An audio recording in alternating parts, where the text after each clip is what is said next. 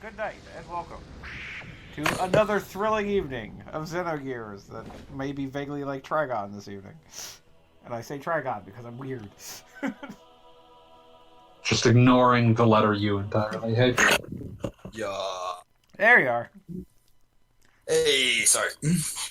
I'm running late, but like 4 minutes, so whatever. I don't you're even care. not actually late. We just started. Yeah, we just started. Oh.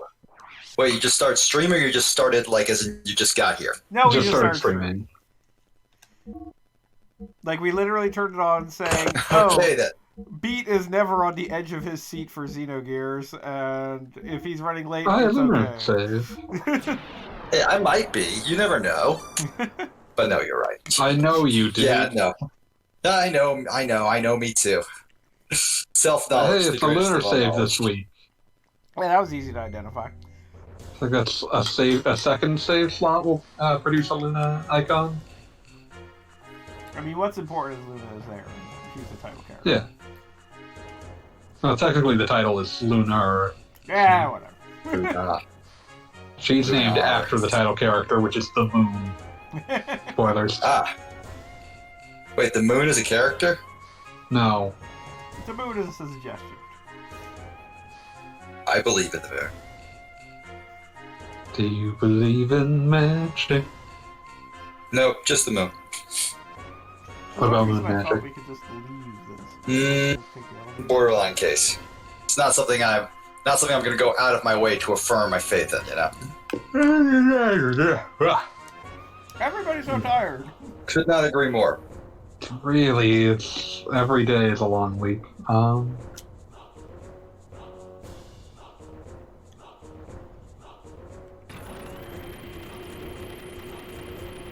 So, for those But of yeah, you who can remember what we were doing 2 weeks ago, absolutely not.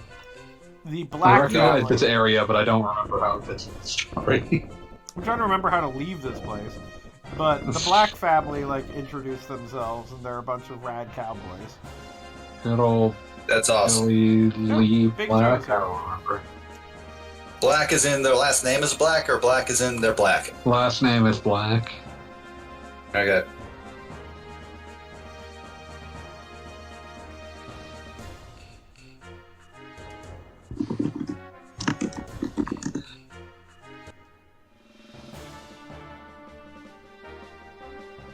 Yeah.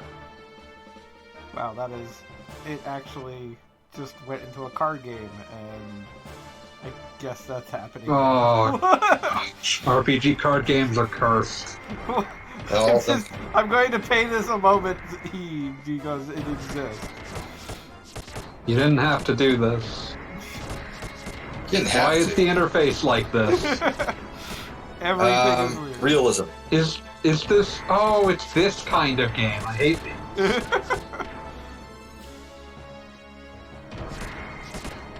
Memory serves, the computer is like inordinately good at this, and I mean, it's a computer. It could be perfect at this if they wanted Yeah. it to be. Wait, I thought you were just flipping the cards around, but no, she's running around on top of the cards. Yeah, That is that's that's extra. what I was saying. Why is the That's, interface like this? I couldn't tell Definitely you. That's not playing that anymore. that's entirely on its own level. Ready to quit? Yes. Please allow me to stop playing the game. Please give me this blessing. Okay. Now I have to remember how to leave this bloody ship. Best video game card game is the one in Brave Fence and Musashi. That's just a game of high-low. It's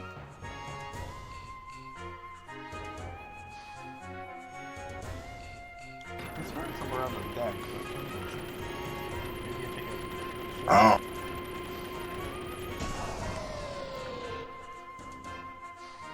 this was always the problem with taking a 2-week break between JRPGs because you like literally can't remember where a door is.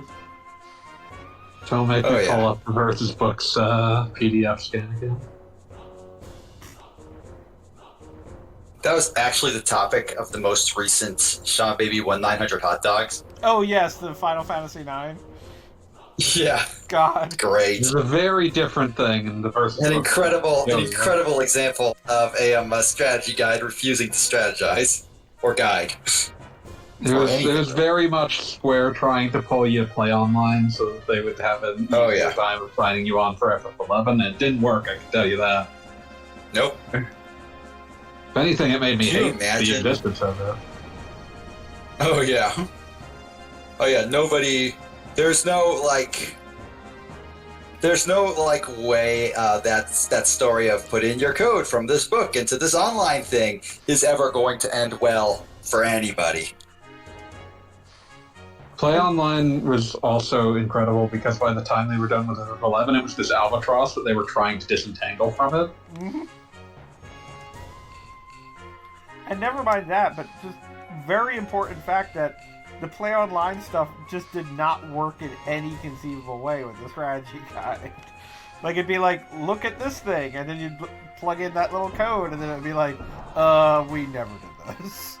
It would give you, like, a paragraph of text. It was insulting to imagine that they hadn't just printed it. The freaking Kokobo's paradise, like, there was supposed to be a map on there that showed you how to get to Kokobo's paradise, and just never. Not there at all. I don't think I ever even tried putting that code in. I put in some of them. Yeah, no, I'm somebody who has a terrible sense of direction, as we are now running around Xenogears trying to find the exit. But, like, that was... Can you rotate the camera in this game? This is an actual question. Oh, absolutely. Huh. That seems like it would make things so much worse. It depends on, like, because the game doesn't give you a map, yeah, it can make things harder. The compass, I think, is meant to try to help compensate for it, but you're not really in any given map long enough to get a sense of how it's constructed such that the cardinal directions would be helpful. Yeah, I mean, there's barely ever, like, a situation where it's like, go north. It's really impressive that just is on screen the entire game and takes up so much real estate, and is kind of never useful.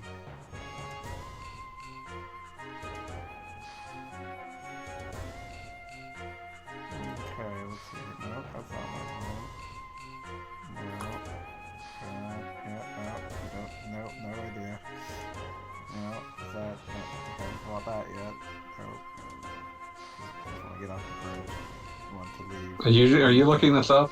Leave code, yes. I could have looked this up if you would want to. Oh, okay, I see. Okay. I have to drive there. Okay, now it all makes sense. No, it doesn't. I mean, the thing is that freaking Billy's dad, like, walked onto the ship, and I thought maybe that was the situation, but no, it's like he apparently just teleported there and was like, come by and see me later in your freaking submarine. He just swam to you. Yes. Prove he's tough.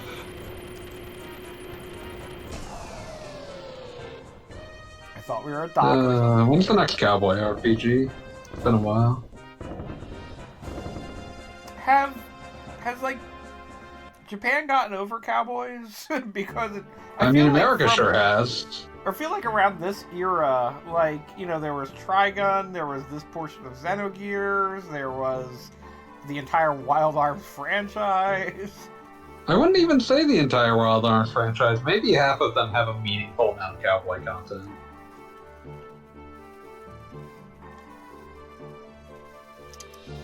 Like the first, I've made this argument before, the first Wild Arms has, like, maybe 5% cowboy adjacent content.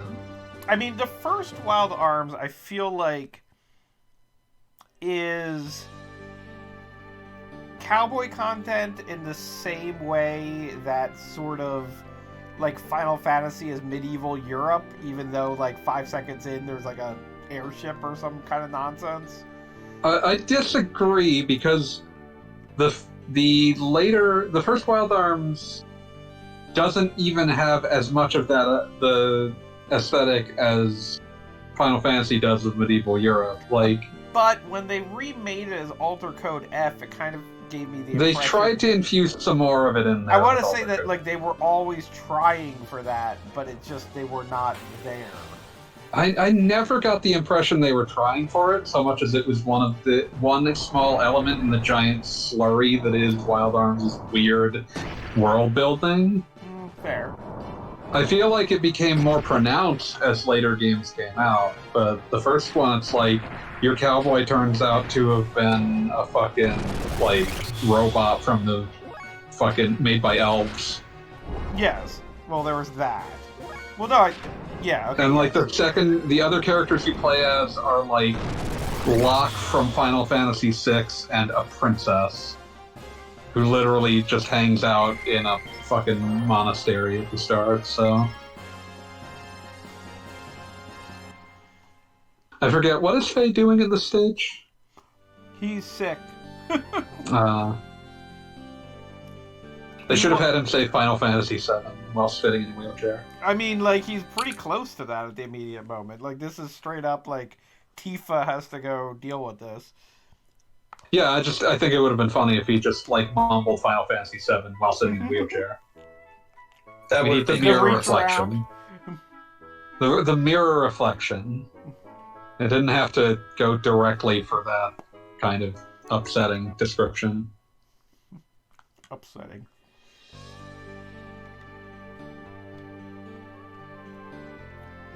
Yeah, Billy can apparently fly. He, like, works on an entirely different island from his little orphanage.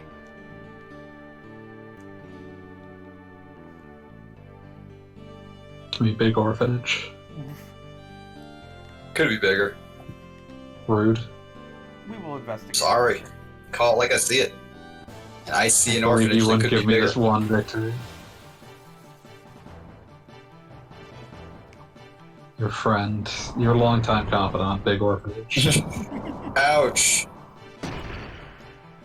Which, for the record, I do enjoy the fact that apparently this is a world where the random encounters are giant robot sized. Like, Man, imagine having to live in that world. I was about to say, it kind of calls into question how anybody can get anything done. Now, I'm just imagining if they had, like, confined all the giant monster encounters to, like, one fucking island, and it's just like, oh, no one goes to that island. It's terrible. Wasn't that kind of in Final Fantasy VIII? Island closest to hell, island closest to heaven. Yeah, but there's no one, like, commenting on the island closest to heaven now. Fair enough. I want the plot to revolve around, oh god, those islands are hell, and every time something leaves them, we're in just the worst shit. It would explain why there's, like, one place in the world where you can go get the best equipment. Literally everyone is afraid of it. Why did we set up shop here? Listen, I didn't want to see a lot of people. Yeah, you got the typical, like, Nico character just hanging out, like, you know, oh, this is where I live.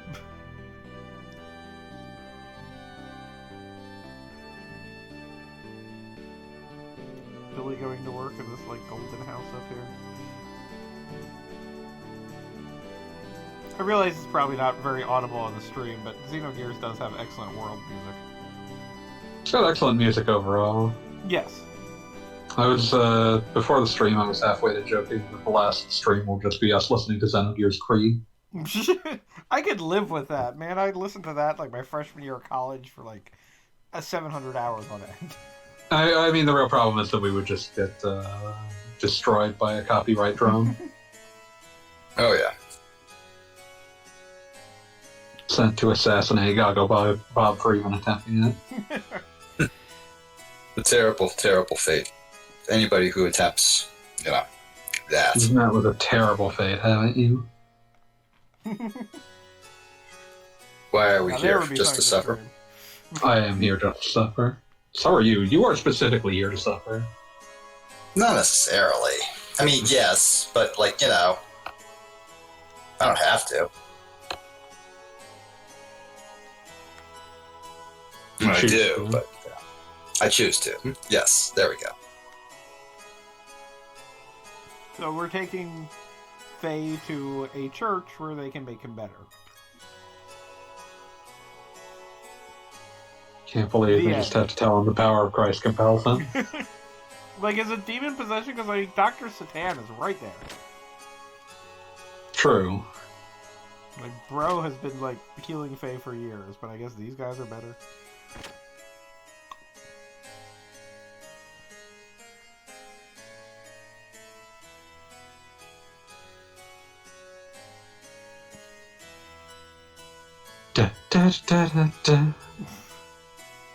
Verlaine. That's a name. Very powerful name.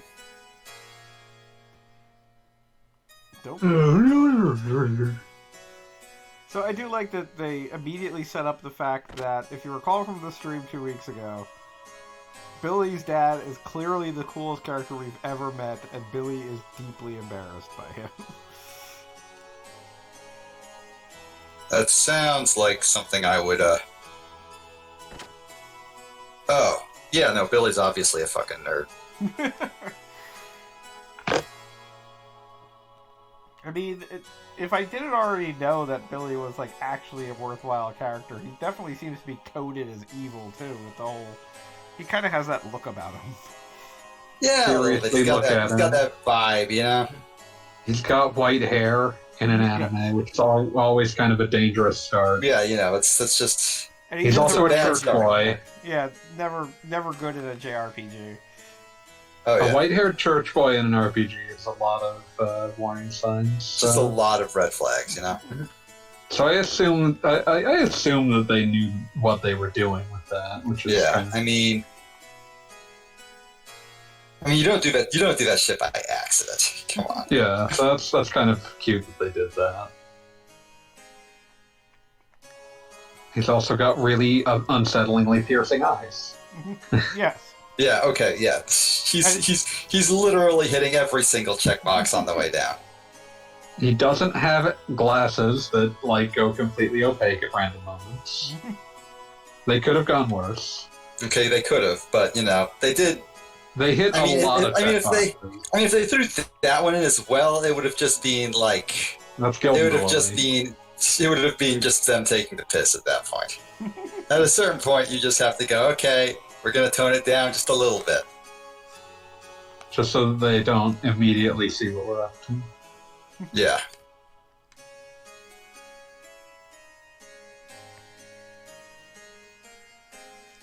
Oh yeah, that's right, we're still coming off of Ellie was hypnotized for exactly 5 minutes. Yeah, that was weird. It's a very short amount of time to be hypnotized. That really didn't accomplish much narratively. I mean, narratively, in my opinion, it's sort of the, Dragon Ball Majin Vegeta thing, wherein they kind of had to have the character go maximum evil to be like, this is what it looks like when they're doing bad things. Now they can do good things. Well, Majin Vegeta works because Majin Vegeta is the acknowledgement that no, he's not being controlled to do.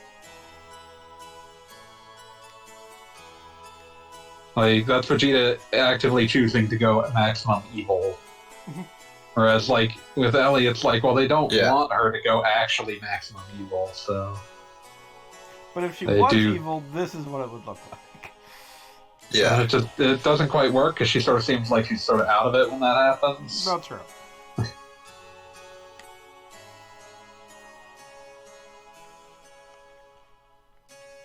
Well, time for, play as Citan now. Yeah, it's alright, we're just dropping family members, or group, whatever, party members now. Really, a party is just a family of people that don't necessarily like each other at all, just like a real family. I'm pretty sure Bart is just, confused at this point. He's got an entire submarine to himself, and he's just well, I'll follow this guy in green for no reason. I mean, at this point, Bart is just well, I don't have anywhere better to be. So, they also an NPC literally tells you the story of the Tower of Babel. Which apparently happened in this world. Yes, it absolutely did. Interesting choice, honestly.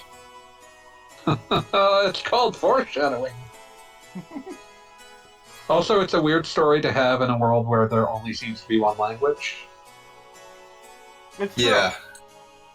That is a strange detail, because you can talk to everybody, right? There is no language barrier in this game. Oh my god. Actually, take it back. They do establish that the Solarians do have a separate language. Because if But they you're- seem to do that mostly out of racism. Yes, no, it's entirely a racist language. That's the only reason it exists. Just so that way Faye doesn't know what anyone else is saying. Odd choice to make. Look, they're a really big bunch of jerks, okay? They live in a giant flying tower in the sky.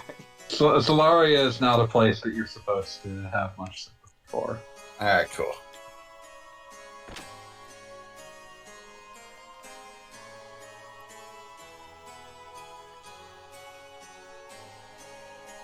It's got a bit of that upper plate from Midgar thing in FF7 going on, except that it lacks it's not as strong a visual metaphor.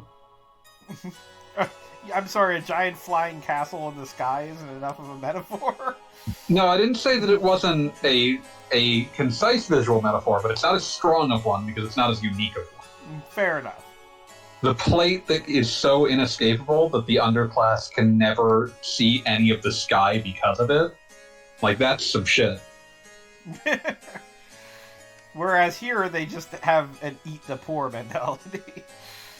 Yeah, but then they like that. Well, we have gone over and we'll go over that more. I mean, like, when you say eat the poor, are they going are they going all in on this? Is it full cannibalism, or is it just... We have made repeated references to a Soylent Green scene, buddy. You're going to see it eventually. Okay, cool.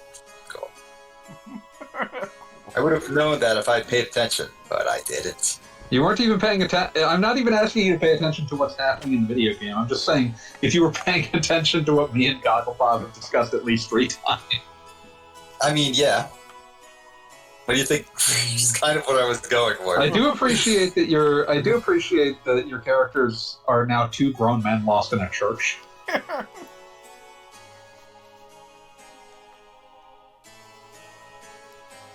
I do like...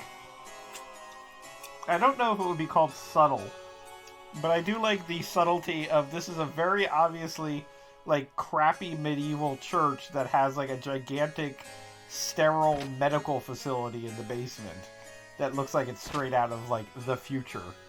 I wouldn't call it subtle, but it is interesting that that the game does not specifically draw attention to it in dialogue. Yes. There you go. Because it's like, they're, like, orphans hanging out upstairs in, like, little crappy rooms. There's clearly better accommodations that could be given to them that are being withheld. Yeah.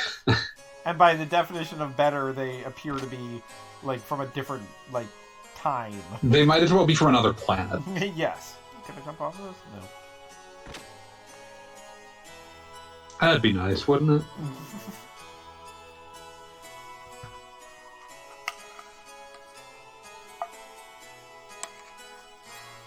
Be right back. Just watch Sedan stand here for just a second. Okay.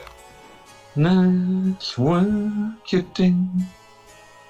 You're gonna go fucking with 1,000 miles to sky.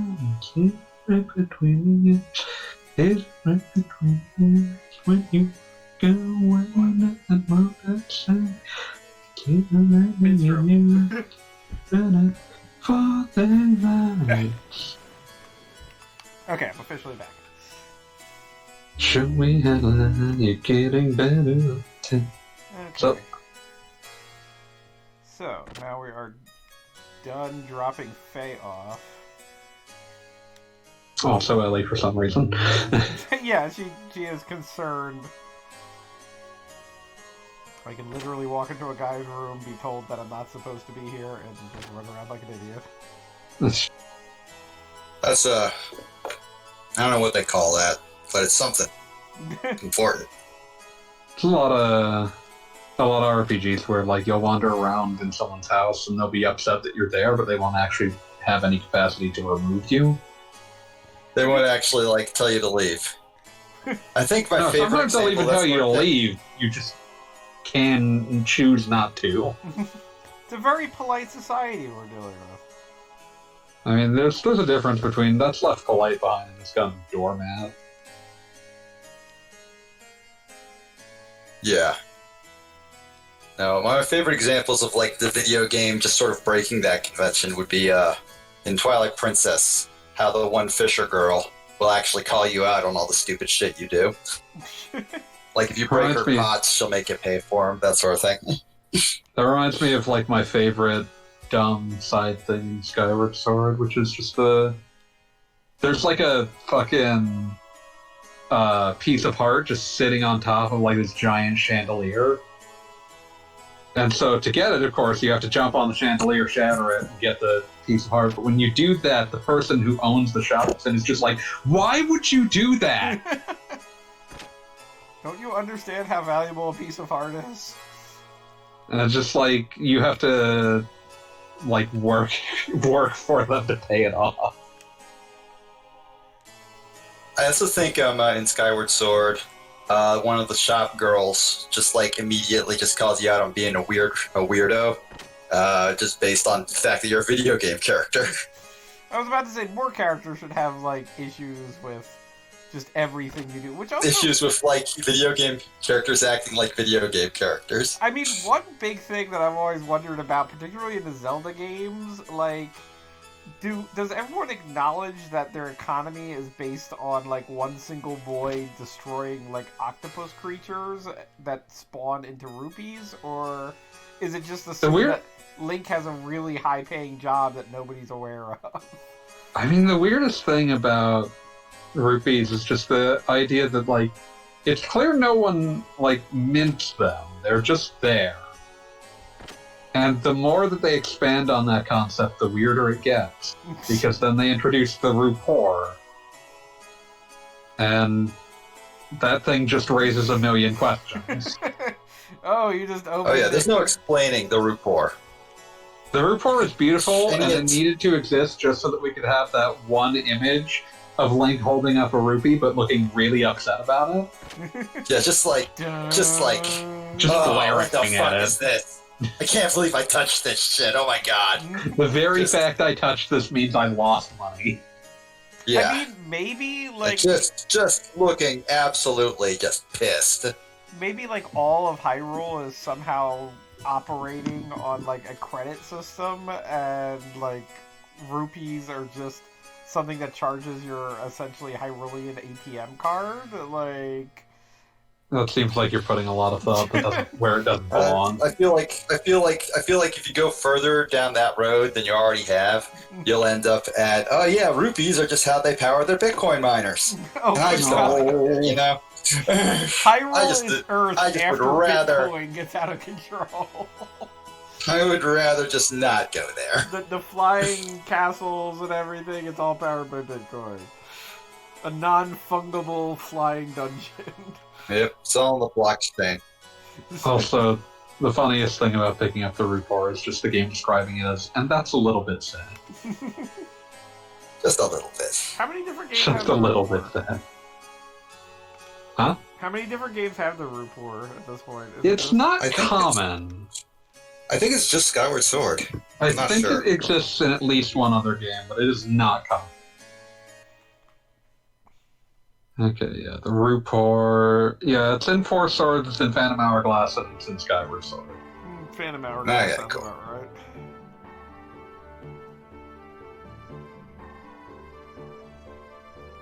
I'll always like Phantom Hourglass for being the weird one. I wish that it pulled off its gimmick better, but it kind of like makes a very specific argument against its own gimmick, which is kind of the problem. Yeah, no. It's not awesome. Could be I better. mean, I felt like Spirit Tracks did the central gimmick better, but then the train riding was kind of hit or miss. I didn't even touch Spirit Tracks because I kind of just didn't really enjoy Spirit Tracks does a lot more with the touchscreen based controls, I think. Unfortunately, it's also replaces the boat. And the thing about a boat is you can turn a boat around. You can drive your boat wherever you want. It's a boat. Trains, on the other hand, are either going forward on track or backwards on track, and that's it. I am, however, tickled by the fact rapport is just a pun that fell into the localizer's lap, because in Japanese the thing is just called Bad Rupee. Bad Rupee.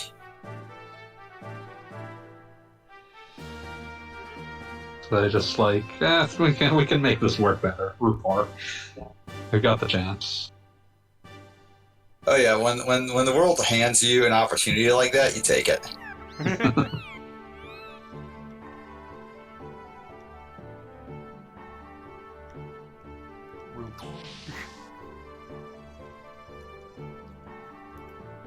Poor Link. He'll be fine. Really though? Yeah, it'll be fine. I mean, in a matter of speaking, like, complete with moblins asking for money to repair the door, like, Link having a bad time has been part of the franchise, like, forever.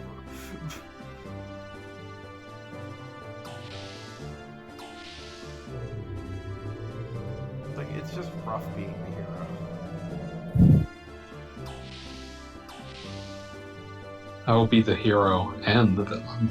Come to think of it, did they ever explain in A Link to the Past why the Link uncle family live away from the town and not, like, in it? No, I don't think so. You don't really get a lot of shots of Link's uncle. I just sort of assumed he was just like a weird guy. Just some weirdo, you know. Every once in a while you run into one of those weirdos. It's just sort of like, well, I guess that's that sure is a guy. He just doesn't want to live in Kakariko. It's fine. Lives away from town like the witch.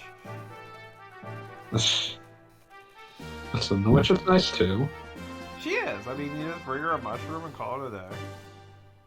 You bring her a mushroom and she doesn't even charge you for the stuff she gives you back. It's just like, here, I mean, stuff. she's just like perfect alchemist there. Good stuff. Alright.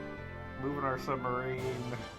I suppose the thought process is supposed to be that Link's uncle used to be a knight, so he would live closer to the castle than the village. But not Makes sense. anybody else. Despite the fact that I'm pretty sure I killed about 7,000 knights in A Link to the Past.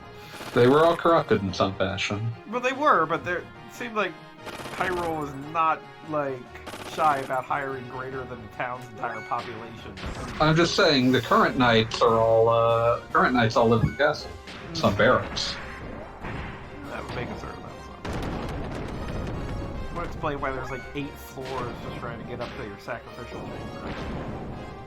I love the Link to the Past soundtrack. I want more games to use homages to that version of the Lost Woods theme. It's so, like, trickstery.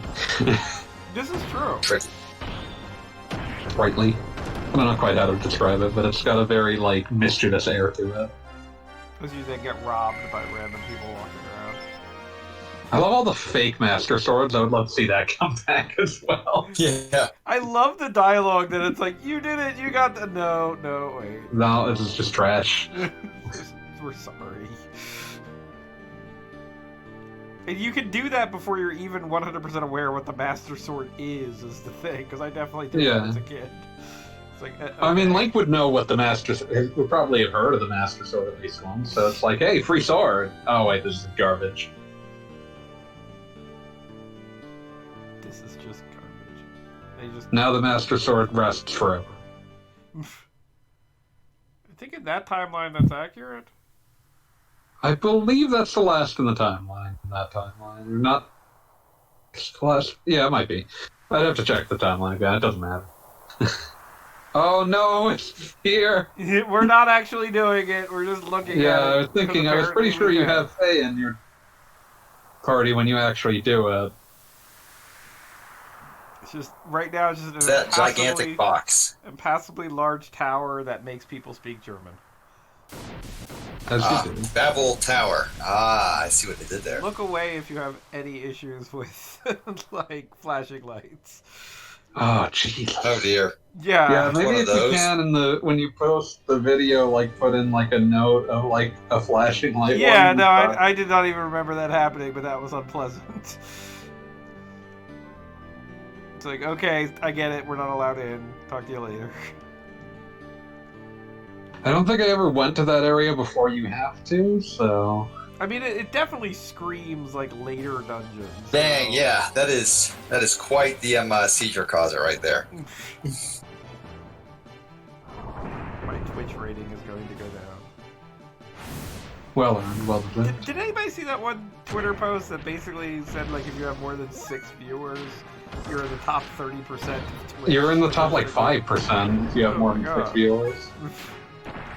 Like, it's like everything else. It's all about whales at this stage. Except in this case, whales means people who have a lot of viewers. Yeah.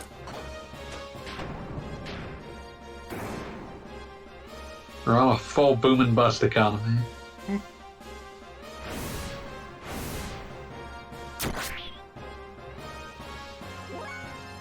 All about whales. Yeah, I mean, that's the thing about this whole stupid fungal token thing nonsense. Non-fungible token. Yes. I mean, every time I see it, I just think fungible because it's like, you know, some kind of code from the Mushroom Kingdom and it's decided to put something together. Can't believe Code's all in on Bitcoin. It seems like something he would totally get into. I mean, that dude's got, like, no chills, so it's just all day would be like, ah, my God! Oh, crypto! You're not actually buying the You're not actually buying the JPEG. You're buying a non-fungible token that represents the JPEG. You're buying ownership of the JPEG. Yeah.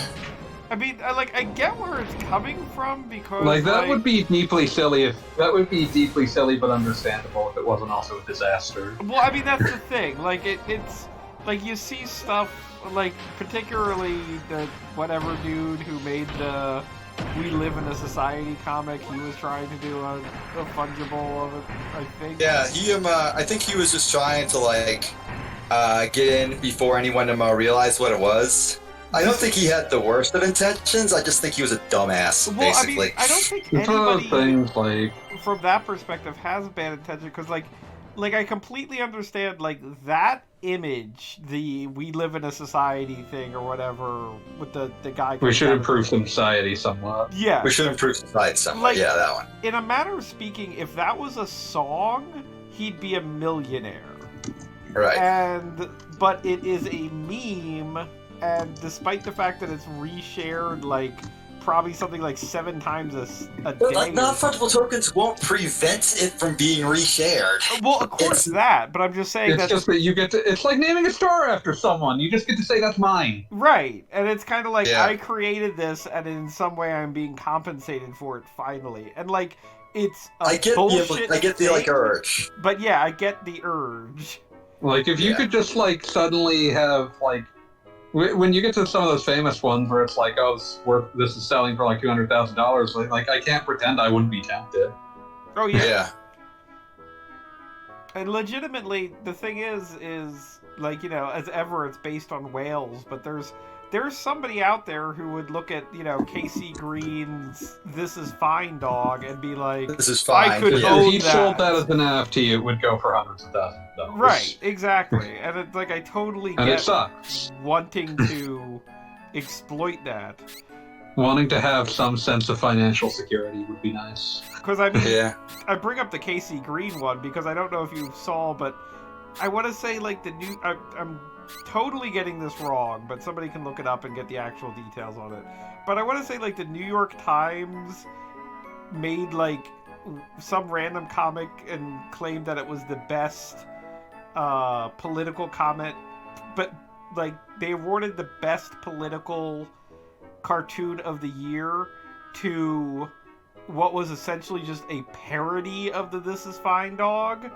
And they credited it like, this meme from the internet was parodied by famous comic strip writer like, you know, Steve Dave or whatever the hell. And it's... I don't know. But point being is that they reacted to the comic that was created by distinctly someone, like, oh, this is a meme, and gave an award to a guy who did the parody of it. And it's like, alright. That's just ridiculous, yeah. And it's like, that's where we're at. And like, I would like to see people be able to make a profit off that, but by the same token, it's like, you know. It would be nice if the way that they could make a profit out of that was not a disaster for everyone else. I was about to say, ecological disaster. But, I mean, the problem is that just obviously we need to embrace communism and give up on things being worth anything. The Yeah, other pretty issue much. is, of course, that now there is an entire cottage industry of sending bots to claim that they Of own course. an engine and sell it as an NFT. Yeah, I mean, exactly. basically, it's Like, created a whole new universe of art theft. yeah, Now we have there's really no- Byzantine art theft that hurts everyone. Yeah, art theft Yeah, that we somehow found- drains We found a entire way to electrical make art grids. theft worse. Yeah. So Like, there's a bot that literally will just give you the token rights to any tweet that you point at it. It doesn't even have to be an art tweet. It could be one of my bullshit tweets. Somebody could technically say, I own the bootleg and sell all of Beat Beats tweets. Right? But where will Beat But, be if like- we sell Beats tweets? Sell Beats tweets I don't know, for Beats. just out here, and then I'm gonna fucking delete them. Somebody already blocked that shit, and I know nobody's gonna cover my tweets because my tweets suck. But like, if somebody did, I just delete it. Yeah, Like, no you one can have gets it, it now, motherfucker. I delete it, and then I would rewrite it and post it again. And then they'd sell it again.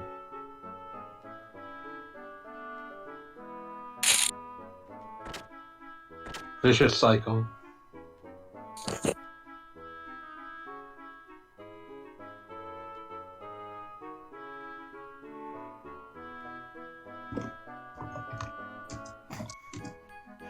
So anyway, this entire update so far has just been walking around to Billy wherever Billy happens to be. Wherever Billy happens to be.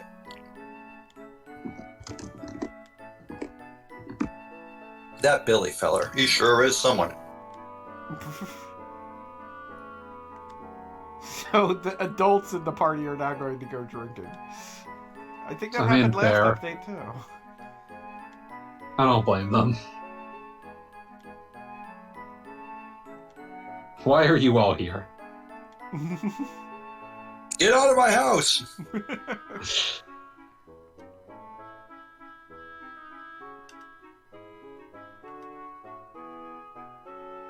Billy, Siggy.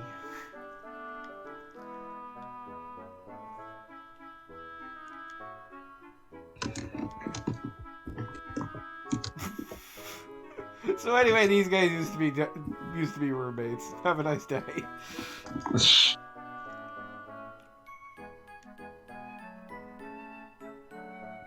You know, interestingly, they make a point of the fact that Sigurd is like tan, and he and his like group really are like desert based. And I wonder if this wasn't anime, they'd be like dedicatedly ethnically coded, but in this, like, you barely notice.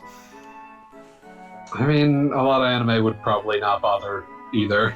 It's really like, it's one of those things like, there's never like in between in really a lot of fiction for that. It's either like you're heavily ethnically coded or like you just have a skin tone and then no one talks about it ever. Yeah, it's just... Yeah, well, Billy It's either the only thing that matters in the universe, Or it's or... almost literally never brought up. Yep. Just, whatever. Man. I just want to rant about something I've been playing that's completely unrelated for a second. Oh, go ahead. So I was playing Judgment, which is like a lot of that game is essentially murder mystery game. And it's pretty cool, and I got to the point where they revealed the final villain of the game. And then the game makes an extraordinarily strange pacing decision. And as your character is going back to his detective agency to try to get a couple hours of sleep on the couch, you get attacked by a gang member, and this gang has been sort of harassing you all game as just sort of like a haha these idiots thing. Look But at the these thing- morons. Yeah, and it's the thing is, he does that right after this really dramatic reveal. So it puts you in this strange position where it's sort of like if you were watching a Batman movie, and right after he first confronts the Joker, he suddenly had to take 5 minutes to beat the shit out of Calendar Man. I mean, does he feel better about it after doing so? No, it's just wasting his time.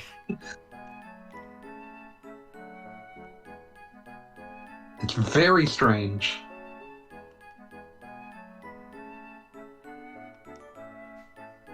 Speaking of which, Billy is hiding behind a bookcase for no reason.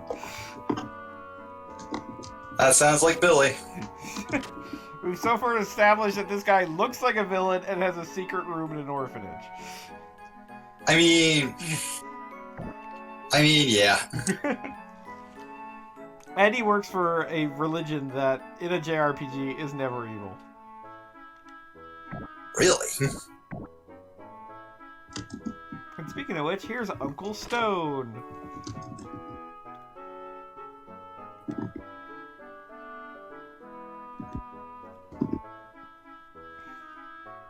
Well, goodbye, Uncle Stone. Later, Uncle Stone. This guy It somehow was looks real. even more friendly.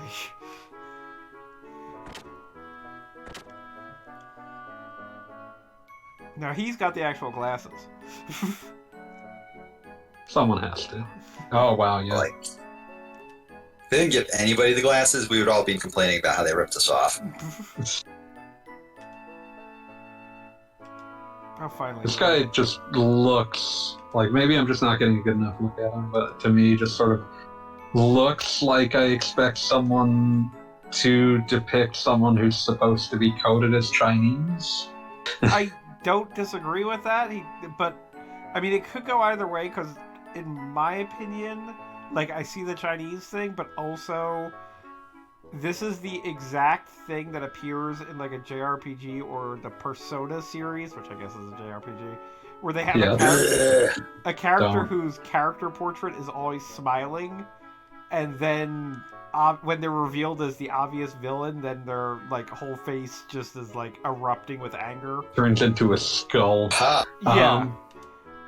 But I don't know, he's just giving me extreme like Cow Pie Pie vibes from yeah, no, Dragon Ball. Definitely a distinct possibility there. Yeah. Yeah, definitely. I mean, honestly, it looks like they traced him.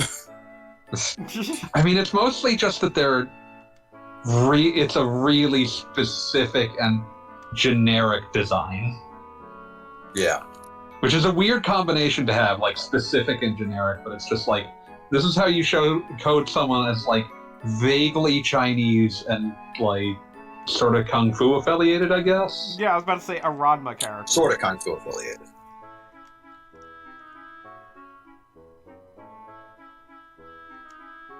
That's one of those things that we don't always have a great deal of context for in the West when we see like certain things that are like, oh, this is like just a really old bit of like probably racist coding. And it's a weird thing to see here because like Billy and his father are definitely coded to be like cowboys, like Western. Yeah. And then there's this guy who just shows up and is theoretically Chinese, but again, it could be just a weird side effect of him essentially squinting, as bizarre as it sounds. Like that sort of squinting look is not exactly uncommon in character designs as well. I'm not sure where it comes from, but you'll see it in that kind of character dude, from Rurouni Kenshin. I don't remember which one you're talking about. So like the guy who was an enemy, but then he started working with them for a while. That could be several people, as I recall. I know. It's not a. It's not the guy with the. It's not the guy with the giant sword. No, not the guy with the giant sword. No, this guy was much more big. This guy had much more final boss energy before he finally started working with him. Yeah, I think I know what you're talking about. But I mean, you'll even see like the always squinting, like you never see their eyes character and characters that are just supposed to be like just normal people. Like my immediate thought was like, oh, you never see Brock from Pokemon's eyes. There's a choice. Oh yeah. Okay, that's a way better example. Yes. And it's just like I don't fully know where that design quirk comes from, but I mean it's not an uncommon one per se. Yeah, now regarding Brock, I don't know if that's just a matter of they took the original Brock sprite, which I think is supposed to be like... It does have closed eyes. It does have closed eyes, and I kind of thought, like, the impression was, like, this was the first Pokemon game, this was the first Pokemon gym. I thought they were kind of trying to give the impression that gyms are not threatening places. This is Brock, he is a leader that is fighting you, but he's, like, enjoying it. He's like, just a guy testing you. Right, this is like, he's just a fun guy. There's no malice in Brock. Yeah, but Brock literally also doesn't have a single animation frame, so it's just kind of like, that was the image. They've just turned that into something that has to move. Right, and they were like, well, he's just always squinting. that makes him more identifiable, so he's always... I have to admit, in his eyes. This is one of my weird secret shames, but okay, back in high school, we had television production, and there was a thing that you had to record a cartoon off of television and dub it yourself. And obviously this was to test whether or not you could dub something correctly. But of course everybody, it was high school students dubbing a cartoon. Everything was, you can guess what you would expect. It's not difficult to guess what happened next. Yes, exactly. And there was one group within television production that I thought they were the biggest bunch of idiots. And usually the stuff they turned in was terrible. But they dubbed Pokemon. And I swear the hardest I ever laughed in the class was they had Brock at one point say, "I am really tired today. I feel like I forgot to open my eyes or something." And I don't know why that struck me as so hilarious, but it was just like... That's because it is hilarious. They knocked it out of the park. Sure, they're probably still were exactly as dumb teenagers as you thought they were, they killed that one. That one was They just absolutely perfect. killed. Like, I forgot to open my eyes this morning. Everybody has a good day sometime. They had theirs. Yeah, and it's stuck in my head for years. I was like, damn, they really nailed that one. Yeah. Can I just say how much I appreciate the impression that this gives that Jesse doesn't know how chairs work and he doesn't realize he could just sit down and talk to people normally? Because he just sort of, like, at the start of this was just walking back and forth between Sigurd and Sutan, just sort of laughing over and over. I like to believe that Jesse is just an incredible drunk and he's drinking off of two different tables. Like, he's doing shots on Sutan's table. That would make more sense than what was happening. He's doing shots otherwise. over there. He's just like, yeah, fill it up. He's doing shots and he's carrying around his rifle. It makes perfect sense. Light him up.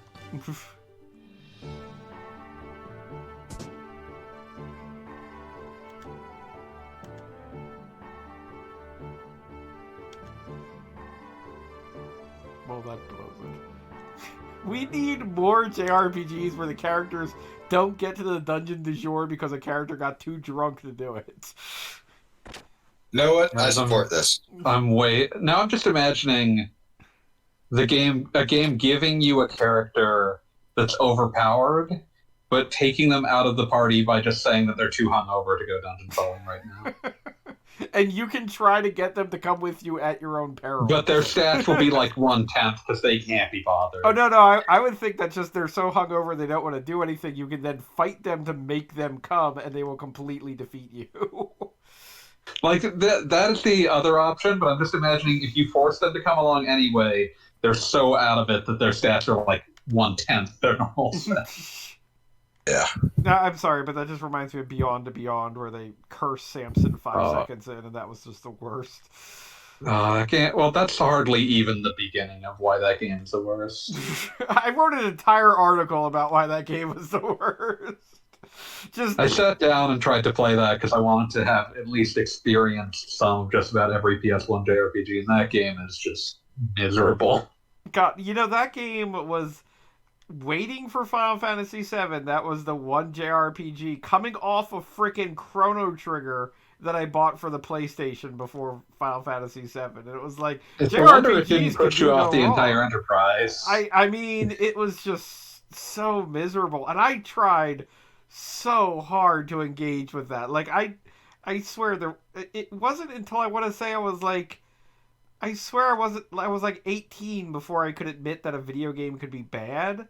So, like, I just assumed I was doing something wrong and just kept at it and, like, just. Oh, I know that feeling. Oh yeah, habits still best of us. But I think, yeah, that game's really inexplicable because, like, Camelot software planning was, like, pretty well established at that point. They'd made multiple, like, at least 3 different Shining games by that point, and somehow they ended up making Beyond the Beyond. I don't know what happened. Yeah, and by all accounts, like, I mean, legitimately, it came out at a bad time that I never really had the time to finish. But by all accounts, what was the big Golden Sun was not terrible. Yeah. It was talky, but it was not nearly the hurtful thing that was. It's not awful by any stretch. I don't. Golden quite Sun is a game that made a few bad choices. Yeah, it's a game. It's a good game. It's a game that made a few bad choices along the way, but you know what game doesn't? Yeah, I mean, I like, would describe it as perfectly fine. Yeah, it's fine. yeah, no, definitely fine. Whereas Beyond the Beyond, as I've said before, is a butt vomiting into another butt. That's a hellish image, but it does make sense. That is a very terrifying image. Why would you do that, man? Pete, you literally commented on the article how much you hated that image, and I'm bringing it back. Oh, I thought it sounded familiar. But Yeah, like it's one of those games. Like I don't fully like Golden Sun's one of those things where it's like, yeah, it was a fine game. I don't fully understand. There is a certain like set on the internet that are really upset that there's not a 4th one. I mean, And I don't kinda understand get it that. in the same respect that like Super Mario RPG, which congratulations on existing for 25 years now, is a great game that in a weird way hasn't had a real sequel because, you know, the Super Mario RPG universe kind of went off in 2 totally different directions, but both directions are not that. And Yeah. with that in mind, like, I can understand, like, you know, the whole Geno for Smash phenomenon, wherein this was a really great game, it was really unique, and I could see wanting to see that specific thing continue. I mean, that's the thing that confuses me, though, is that I never got the impression while playing Golden Sun that it was a terribly unique video game. It has some good puzzles in it, that's kind of it. But, I mean, that is the thing. Like, you never know what's going to hit somebody or some group as sort of... Yeah, it's just one of those things where, like, when I try to break it down, Yeah. it never quite makes sense to me. So. Fair enough.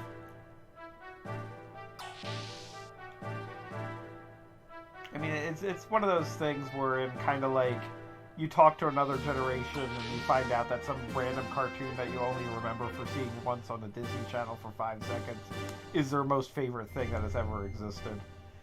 Yeah. Yeah, it would make more The Phineas sense. and Ferb effect. It's one of those things where Ferb, I believe, was actually very popular across like huge swaths. Yeah, no, people loved that one. I'm talking but- about. Yeah, no, like, I just missed it entirely. That's what I'm saying. Yeah. I mean, no. you were also like well into your 20s when it started airing. Right. Yeah. Yeah, Yeah, no, probably. I'm thinking of like I'm trying to think of a random cartoon that some generations are gaga about that like most people I think couldn't even name.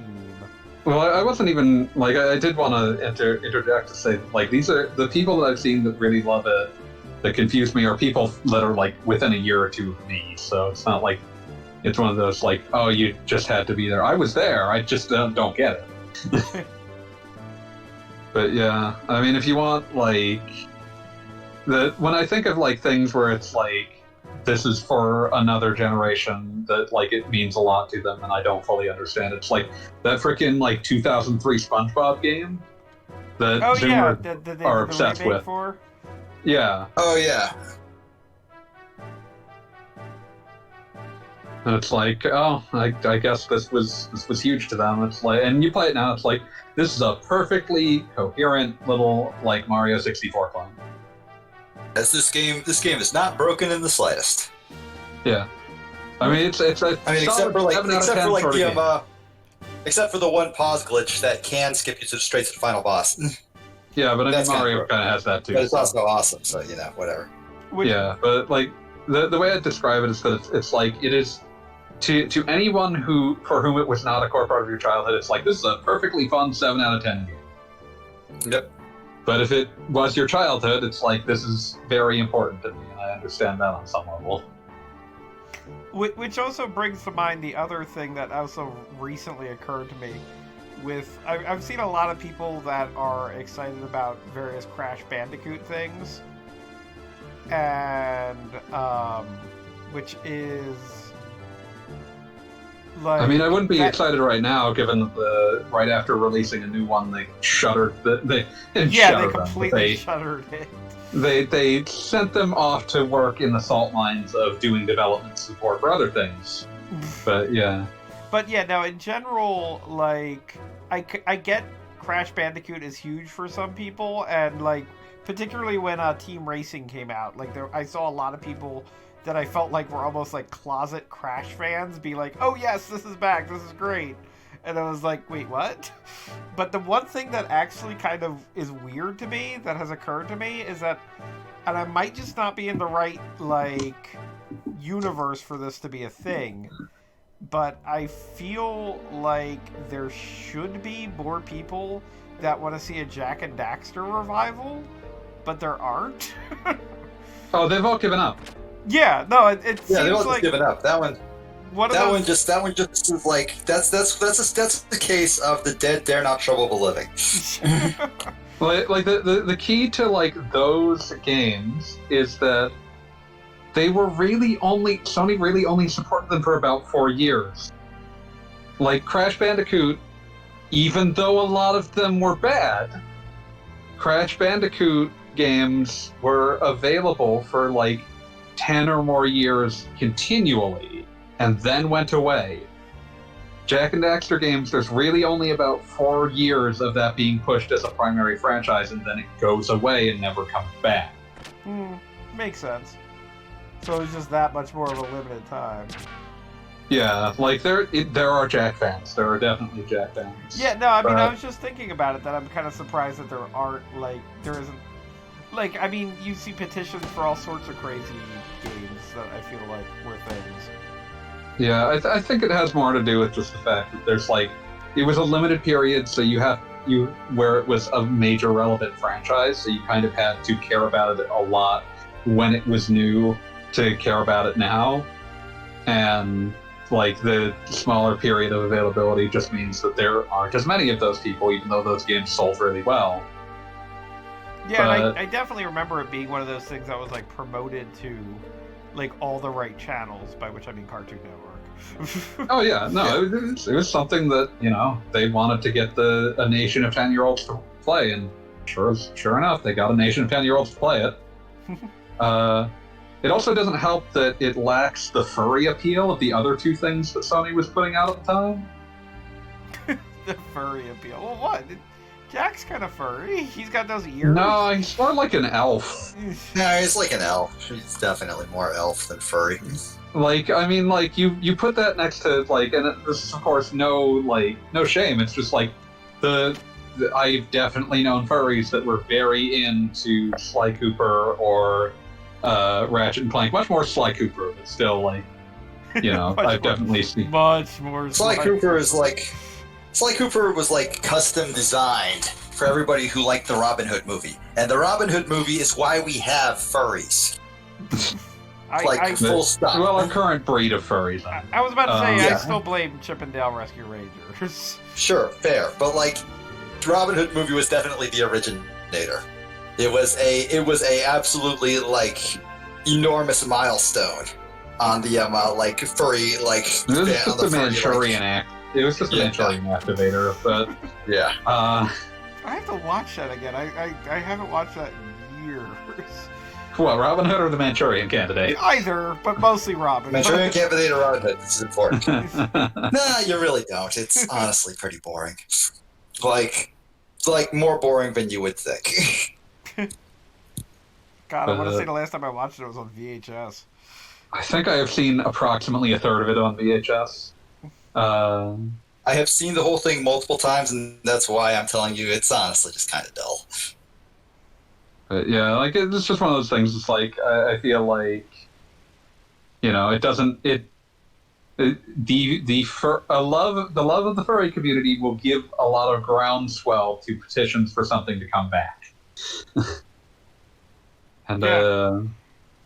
I feel like, and the other thing, of course, is that like the three franchises that Sony backed at that time as their platformer franchises that all rapidly stopped being precisely platformers.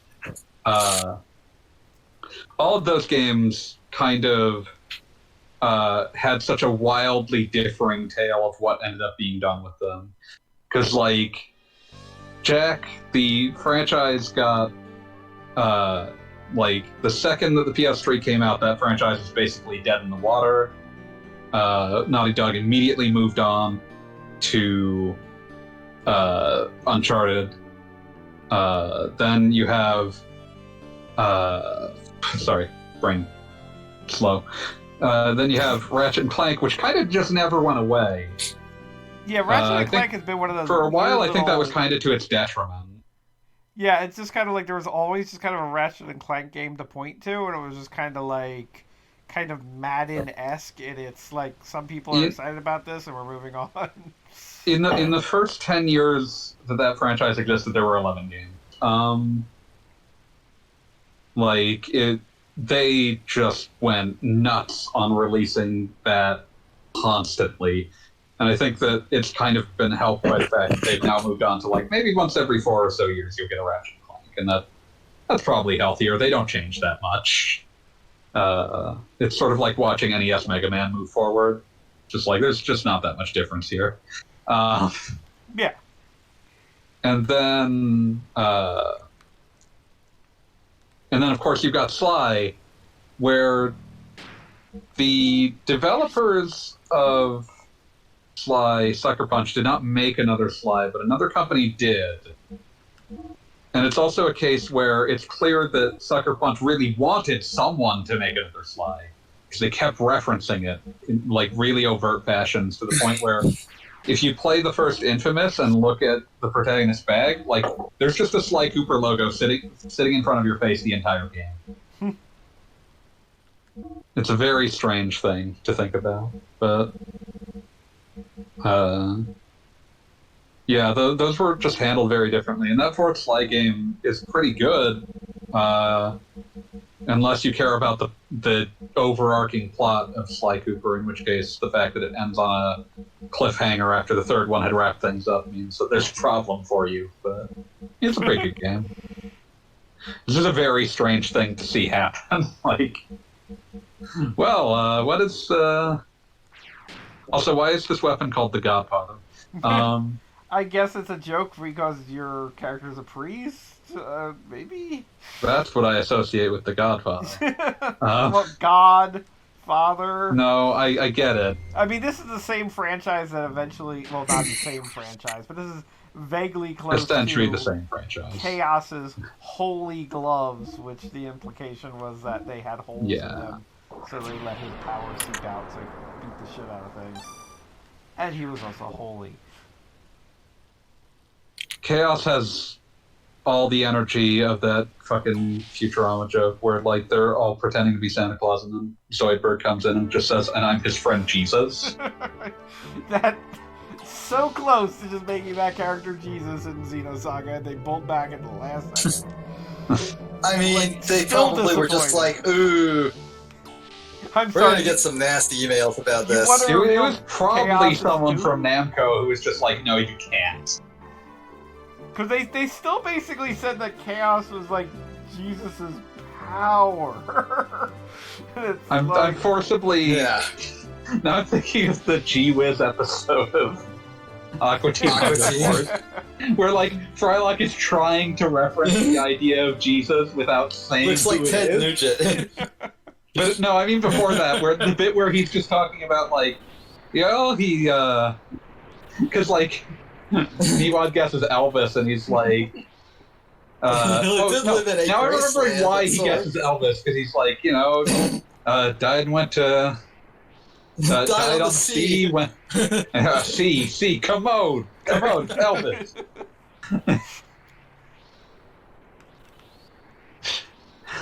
That episode, there's a lot going on in that episode.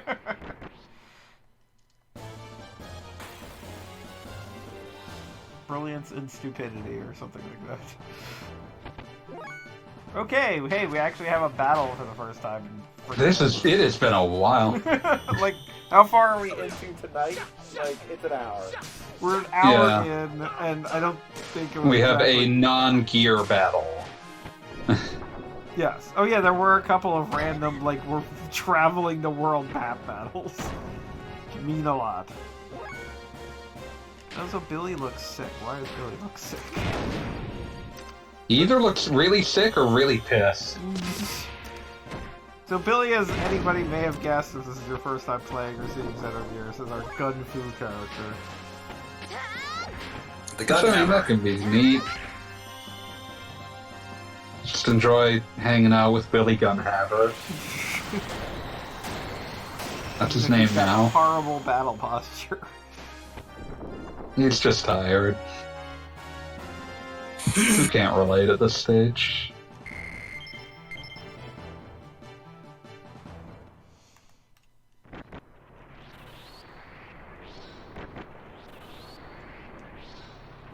So now for a dungeon where we jump around stuff. It's time to listen to 90s classic Jump Around. I knew somebody was going to go in that direction. It's almost I'm surprised disappointed. it wasn't You me. begged for it. Jump Around. I mean, you really were asking for it, Bob. That's what we're doing. Jumping, it's getting around. That was Fatboy Slim, right? I'm fairly certain that was Fatboy Slim. I don't think it's Fatboy Slim. I'm checking. Jump around. I gotta look up. So I don't think it was Cypress Hill. I'm checking. Cypress Hill I like how sounds those were the more only like- two play. It was Cypress Hill. I was wrong. Yeah, no, because I think it was in that one episode of The Simpsons. Which had Cypress Hill. There's at least one song called "Jump Around" that was made by a band called House of Pain. Let's see, is that the one I was thinking of? Let me check. Jump around. Jump around. Now, Jump around. this is not to be confused with Chris Cross, who will make you jump jumps. Yeah. Which, by the way, fun fact, since the article will be coming up next week, but I was playing Night Trap, and goddamn, the Sega CD makes me sad in every way. What on It's just Sega a CD? very. Night Trap. Oh yeah. I mean, it's depressing. I mean, Also- that could just be playing Night Trap.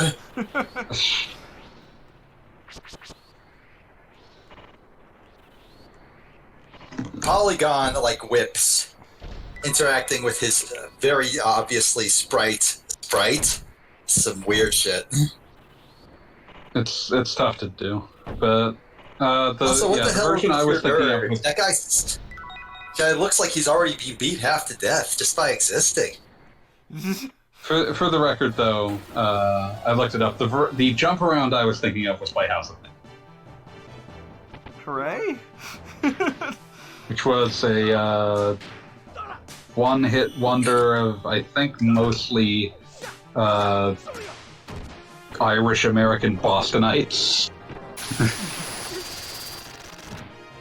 Because there's a lot of shamrocks in this music video. Well, now this is our St. Patrick's Day stream. Hooray! Forgot when that is. It's coming up. Probably? Who gives a shit? I'm not getting close enough to get pinched. It's fine. I'm also no longer in middle school. They had to ban pinching in my middle school. The fun fact is that I actually have ancestry with Irish people, but it's Irish Protestant.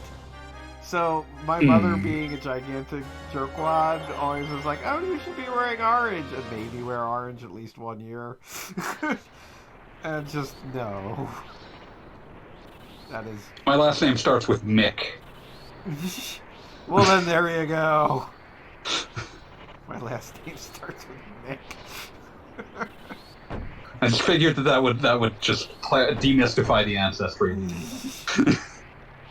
Yeah, that clears it up pretty quick. How'd that rhyme? Am I supposed to go up? I'm sure there's like a door. Now that should not have happened. How's Little Mac doing tonight, Pete? Badly. The smash ball literally just spawned underneath Samus's foot when she was kicking. She did not earn that shit.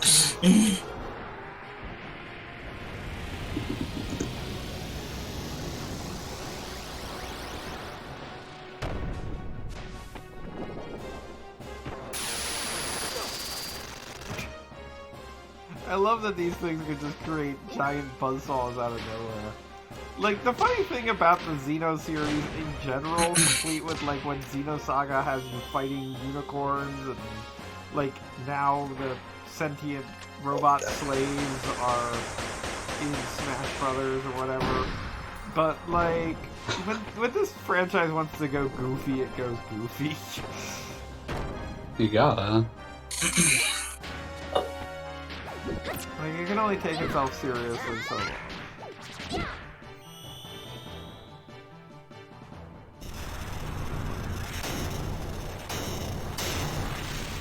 I mean, I think appearing in Smash Brothers, if anything, is like the ultimate sign that you are going to go goofy. I mean, I'm still kind of amazed that they brought in Sephiroth with all the, like, pomp and circumstance that they did with, you know... Oh yeah, no, that was amazing.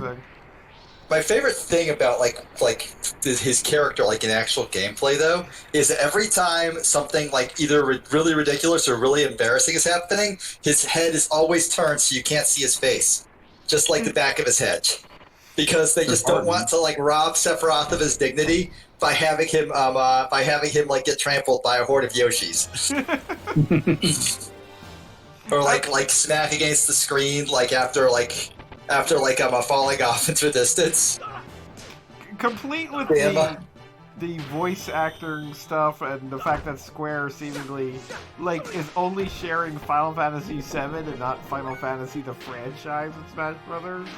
Like, to be fair, 7 is probably what they asked for. Yeah, well, 7's definitely what they asked for. I don't know if that is accurate, because tell me they wouldn't say yes to practically any other Final Fantasy song, not just Final Fantasy VII. I mean, they'd say yes to it, but at the same time, that's not what Square would be willing to share. If they're like, if you ask for FF7, you get FF7. Well, that's the thing. Like, they talk about in the one thing where they asked SNK for some music and they sent over like 50 tracks or whatever. It was like what they said was that that they sent them a list of tracks and expected SNK to give them a list back of what they could have, and SNK said yes. Like, here you go. Because like to SNK, this is like the most exposure that they have a potential to have in the next, like, within the past 5 years and within the next 5 years. Yep. Legitimately, Terry has gotten around. Oh no, Terry's in everything. They will put, like, if you ask SNK to put one of their characters in your fighting game, the answer will be, how many do you want? You want my? Here's my. Enjoy my. I'm pretty sure Haomaru is in... I can't remember if Haomaru is in Soul Calibur, or if Mitsurugi is in Samurai Showdown, but that definitely happened as well. I think it goes both ways. It's unclear to me at this stage. I'm definitely checking. The SNK character wound up in Soul Calibur, and I remember there was much rejoicing because the big problem with putting Haomaru and Mitsurugi in the same game is that Haomaru is just a better designed Mitsurugi. I was about to say that there is absolutely no difference. Like, there's a mild difference. Haomaru looks a little cooler. I mean, like, you're saying these names, and I'm picturing them, and I'm just picturing the same guy. But yeah, it's just one of those things. Like, it was very silly for that. But like, you know, Terry will be in anything if you ask. Yes. Just gotta ask nicely. You probably don't even have to do I that. was about to say, Yeah. considering his treatment in SNK Gals Fighters or whatever that was called, I don't think You you are have to ask thinking nicely. of SNK. Gals Fighters is the one that was the The Neo original, Geo Pocket Color game that was just all. It was just all the women characters fighting. yeah, You're thinking of excuse me. SNK Heroines, whatever the fuck. Yes, the horrible one. What did they? SNK Heroines Tag Team Frenzy. But yeah, That's I was forced Wait, did you to say grapple tag with team friendly? Frenzy. Okay, because for a moment I'm like, okay, I guess that's something. I was forced for a while ago to grapple with the fact that I think Mai Shiranui is in multiple Dead or Alive games. Pretty sure she is. I think she's in both 5 and 6. Dead or Alive 6 is bizarre to me because it's like that is a game that was just they immediately left it for dead. Is it, Like it had a bad enough reception out of the gate that they just gave up. but which Dead or Alive? One of them has like a DLC list that if you bought everything, it would be like literally $310 or something like that. I think you're thinking of 5 and 6, but I think they go way higher than that. Okay. Yeah, because there was me definitely check. one that had like individual costume components that were just like Yeah, they're all outrageously priced. Okay. and just incredibly numerous. Like you could buy a dealy bopper for a character's head. And, Yeah, let me see what we're looking at. and the blue Downloadable content, DOA 6. Okay, this has Steam lists 462 items, There you go. and all of them are $2. Dear God. That's holy fuck. And that was a game that they only supported for like a year. That's the thing. Like you say that they abandoned it immediately, but how could it have that much DLC? I mean, at that point, it's stuff they've already made, and they're just parsing it out. It's one of those things. It's like it's all modular as shit. So Yeah. Yeah, well, I mean, But it's the yeah. kind of thing like the earlier DOA games would have some kind of like ridiculous nonsense all through regarding like costume pieces, and you'd have to survive survival mode for 8 billion years or whatever the hell, and at the end of it you get like a set of bunny ears or something, and like that was just Yeah. kind of a thing, so they decided to monetize literally everything. yeah, like now they sell that. But yeah, like I don't know what happened with Dead or Alive 6, but they cut off support for it like bafflingly quickly, both compared to prior games and to just about any other fighting game on the market. Yeah, I'm kind of curious about what the reasoning on that was, because, like I said, my impression, not really following the Dead or Alive series, was that they were continually trying to promote the DLC, because I used to see Dead or Alive 6, like, digital edition, $10, and then you see those DLC Yeah, because like DLC what they list, want you're like, is they well, want to yeah. get it into the hands of as many whales as possible who will buy 9 million bikinis. Yes, Yeah. exactly. But And also now I Yeah, just want to like- go out and buy 9 million bikinis. Why yeah. would you? But yeah, it's a very strange, like, I can't think of a modern fighting game that's been abandoned this quickly, and it's very interesting to me. Well, you say modern fighting game, but we were just talking about that SNK not Gals fighter. That's probably one of those ones where, okay, the one where I can least understand what happened that caused it to be abandoned so quickly. But also, I think they were supporting Tag Team Frenzy longer than that, because they had enough time to get Miss X out. I thought Miss X, wasn't that like an earlier release? Wasn't that like quick? It took a while, I feel like, longer than I expected. Fair enough. But yeah, like that was also like clearly the other thing that makes the OA6 weird is that was the franchise. Like Tag Team Frenzy, it's like, well, this is like a spin-off. Like they're not totally certain how committed they are to it anyway. For Dead or Alive 6 to just be immediately abandoned is like to show an unclear commitment to the brand as a whole, even though that is their brand. Yeah, no, that was a weird choice. But yeah, I don't know. I didn't play it. It kind of looked like garbage, so. I mean, I trust your judgment, so I didn't play it either. You retroactively went back in time and said, don't bother with this DOA 6 game. And Caspy's like, what the fuck are you talking about? Why would I have bothered in the first place? Man, if I could go back in time and warn myself not to play certain video games, I would have saved myself upwards of a half hour of my life. But then you wouldn't have as many... Then you wouldn't So have was the as many, shower blood, or was it just like just the types are all rust. rusted? That seems like a really weird fake out to do. I mean, this whole part is kind of. Speaking of supposed to be... games that have weird fake outs, this one, a lot of them. Yeah, I mean, this whole ship is supposed to be like sort of vaguely haunted ghost ship, vaguely, like, what's the word I'm looking for? Like horror section, like Resident Evil-esque.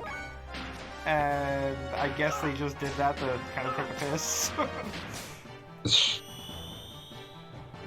Like, No, I'm remembering that really upsetting section in the RE1 remake where you have to, like, fucking unstop a bathtub that a zombie's just been chilling in. that sounds unpleasant. It's pretty gross. Although I maintain worst bathtub in gaming is still that one in Eternal Darkness.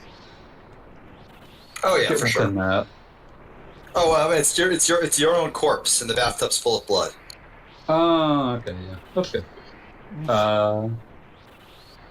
Whenever I think of Eternal Darkness, the thing I think most of in terms of the game's actual content is one, I got the sanity effect early on where you get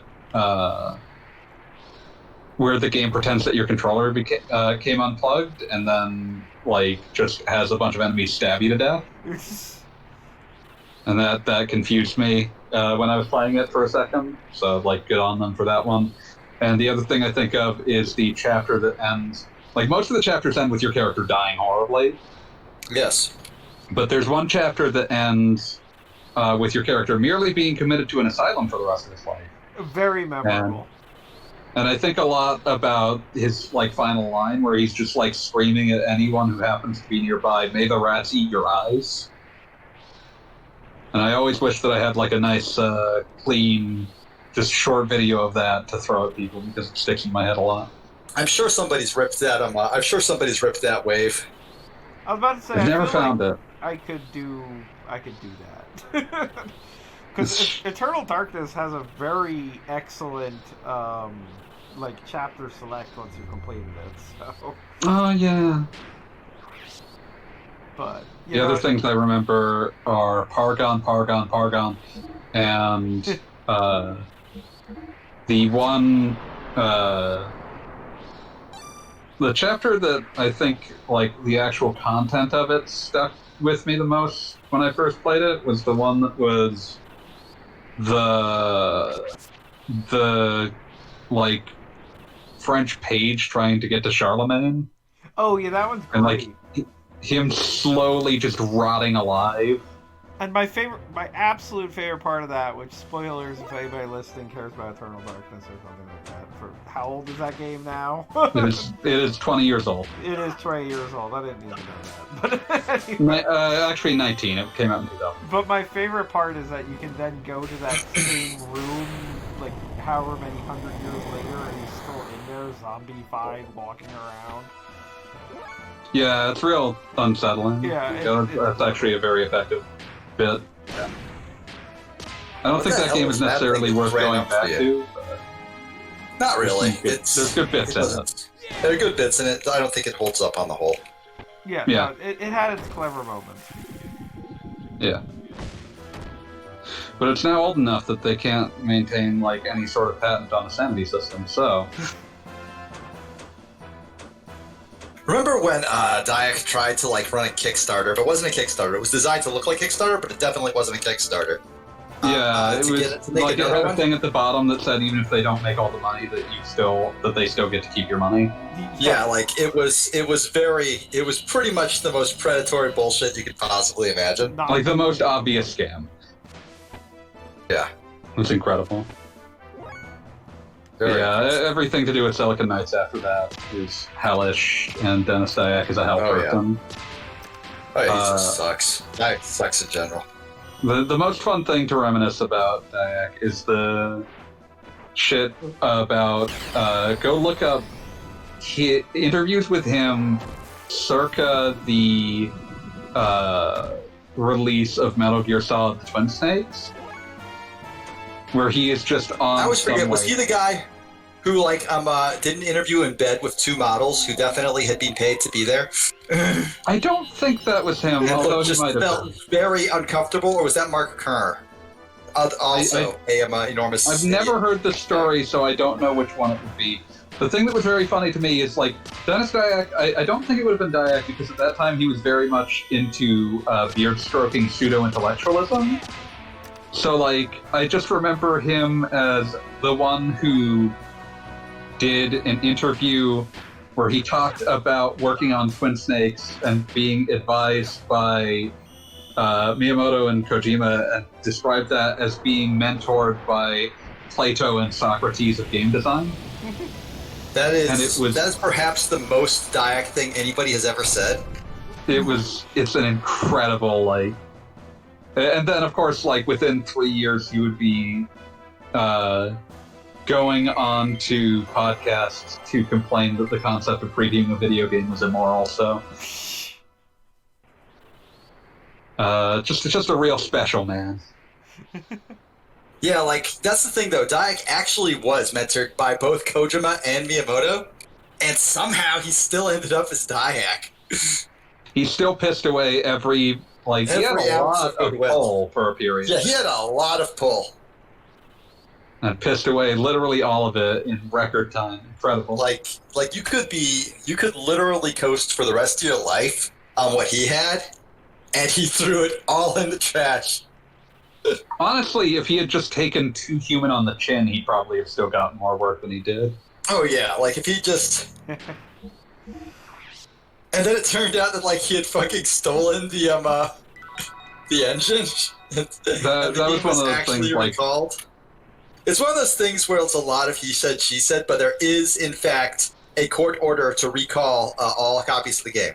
Recall and destroy it, yeah, because it used too much of the UE3 engine. Like, it's one of those things, like, I'm always hesitant on that, because, like, I don't know enough about that court decision, and also it's really hard to describe in a meaningful fashion, like, what is an acceptable amount of code reuse and just industry standard. Okay, wait, hold Oh, on, yeah. everybody. Something is happening. But for how long? Billy sent the Billy signal. So now it's Shift G.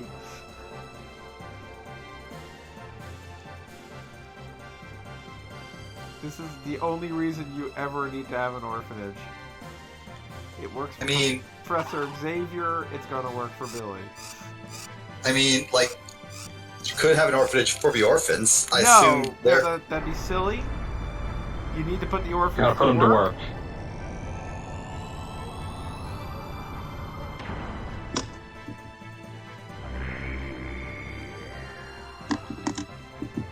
Just, again, when Xenogears goes silly, Xenogears goes silly. You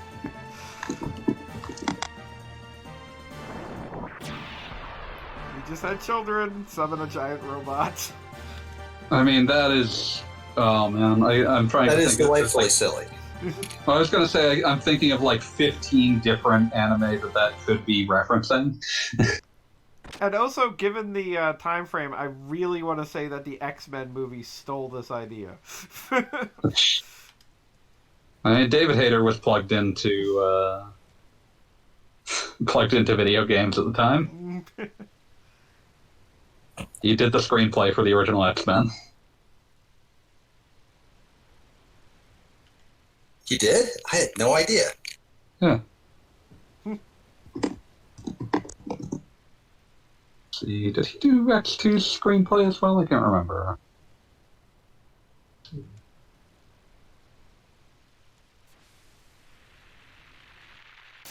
Okay, live action. Yeah, he was the writer on X-Men and X-Men 2.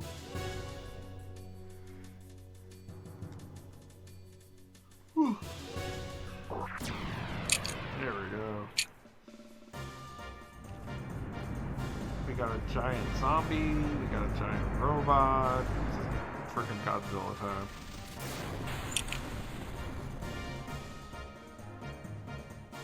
This Also, fucker did apparently not credited deserve as that writer on the Smash. 2009 Watchmen. Weird. Didn't know that. Yeah. Acting roles are much weirder because they're all movies with names like Major Dad and Guyver Dark Hero. Wait, you don't know what Major Dad is? I try I not to. certainly never watched it. How could you have not watched Major Dad? I mean, I watched Listen, I'm Major way Pain, more does that familiar count? with Guyver.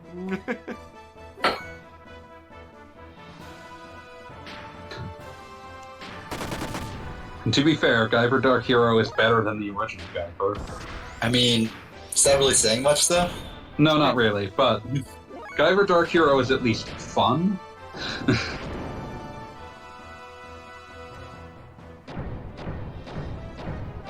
Guyver itself is like a fucking manga in like the sort of like space alien superhero mold of something like Kamen Rider, but much grimmer. Ah.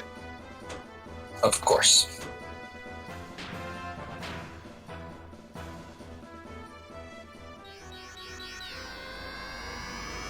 And I'm thinking about Bao the Visitor.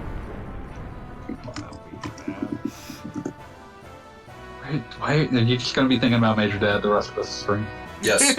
This is gonna be my new Family Matters thing. So no. Need to watch Stevel too. I was about to say I'm gonna go get like a Major Dad puppet or whatever though. Oh god. Yeah, Major Dad is definitely a name I've heard. I've never seen some episode. I don't know what it is. American sitcom.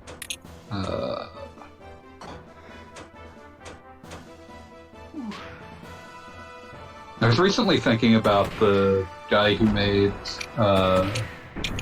fucking Battlestar Galactica and Knight Rider for just like his hold on like genre TV for such a long time, and all of the like incredible garbage that passed through Glenn Larson.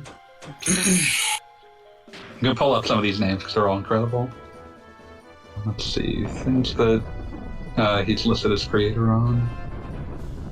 Oh man, he's not creator on Smith on this, but one of his early credits is the $6 Million Man.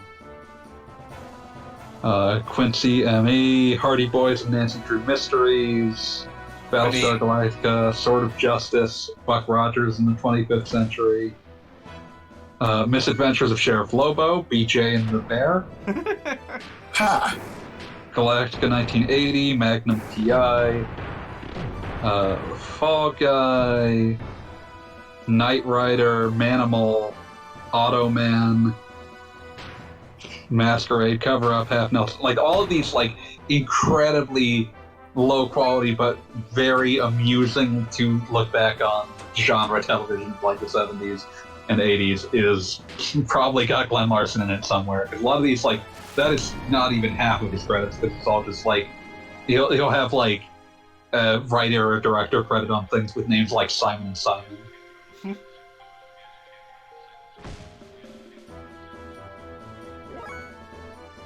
In conclusion, everyone has to watch an episode of Manimal now. I mean, yeah. Which I believe took part. So what is that like weird robot thing even supposed to be that you're fighting? It is a 'Cause it Wells, looks like a mess. which it's like what it is like a zombie, and yeah, you called it a mess. That's about right.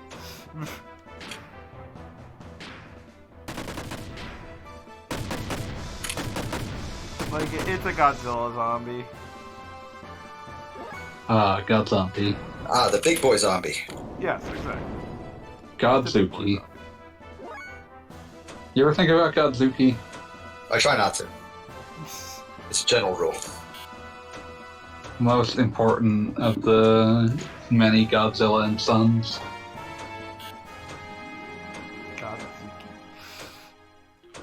Appreciating this Godzilla wiki, describing him as Godzuki as a juvenile kaiju. Well, it's not fully grown yet. What do you want? What else can you possibly call it? Juvenile kaiju created by Hanna-Barbera. Oh, it was created by Hanna-Barbera. That alone says so much more. Like, I feel that's Kind extremely of. important context. Vaguely based off of Son of Godzilla, I'm sure. Manila, I think it might be its name. Yeah, I think Manila is probably the closest thing to it. He's deeply upsetting looking if you've never seen him. Well, now it's all I want to see. Okay, don't say I never did nothing for you. I'll pull him up.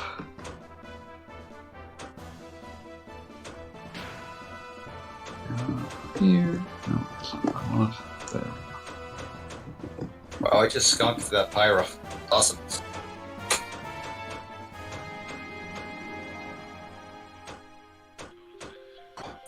We're still fighting this thing. And it's gross, and I don't like it. Yeah, you're kind of in a bad spot. I mean, like, I'm doing a lot of damage to it, but I don't have any idea. I think I might be fucked. Now you have to go look at Manila. Yep. Doesn't have to. Totally Gets dead. Has to. Giant welds. Are you sure you're supposed to be able to win this? No?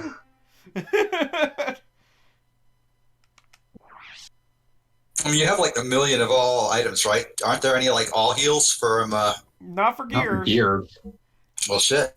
Yeah, I think you're fucked. Yeah, no, I'm totally fucked. You're fucking dead. Oh. Let me look up giant wells. Why don't you go look up this Manila picture that I gave you? I haven't even touched it. Oh, okay. Game over, yeah.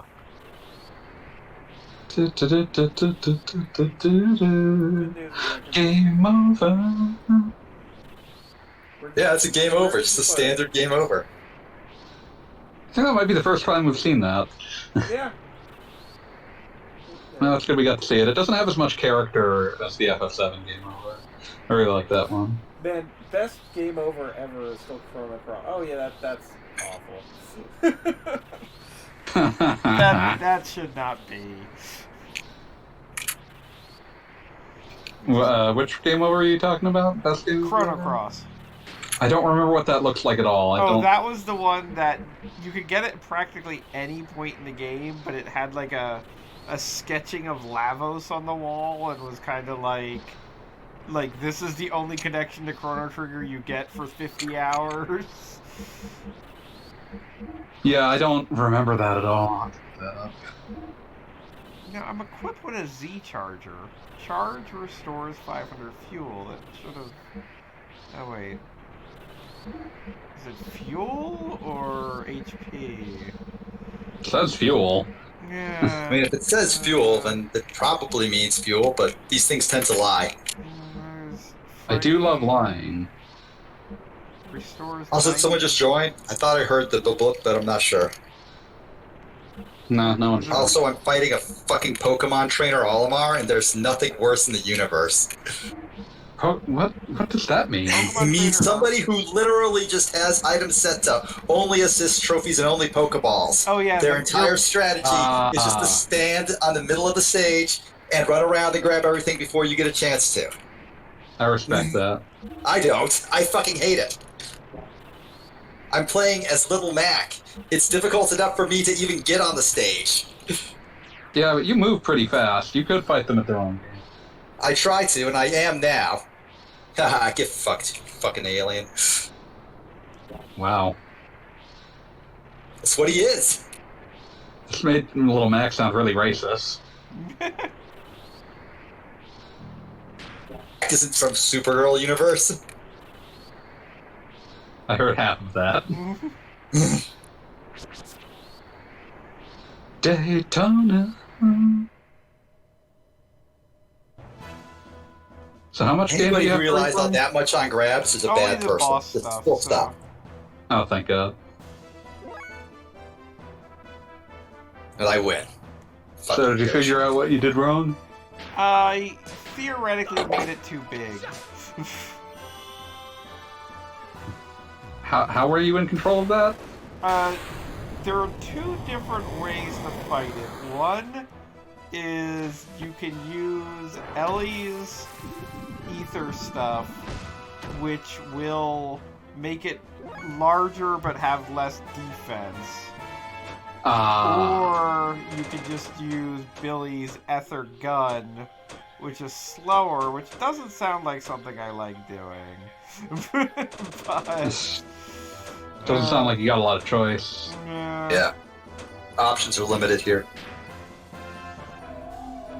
We can give this another shot and see what happens. We will have to watch children summon a giant robot again, though. That's fine. Do I that can work every that. week.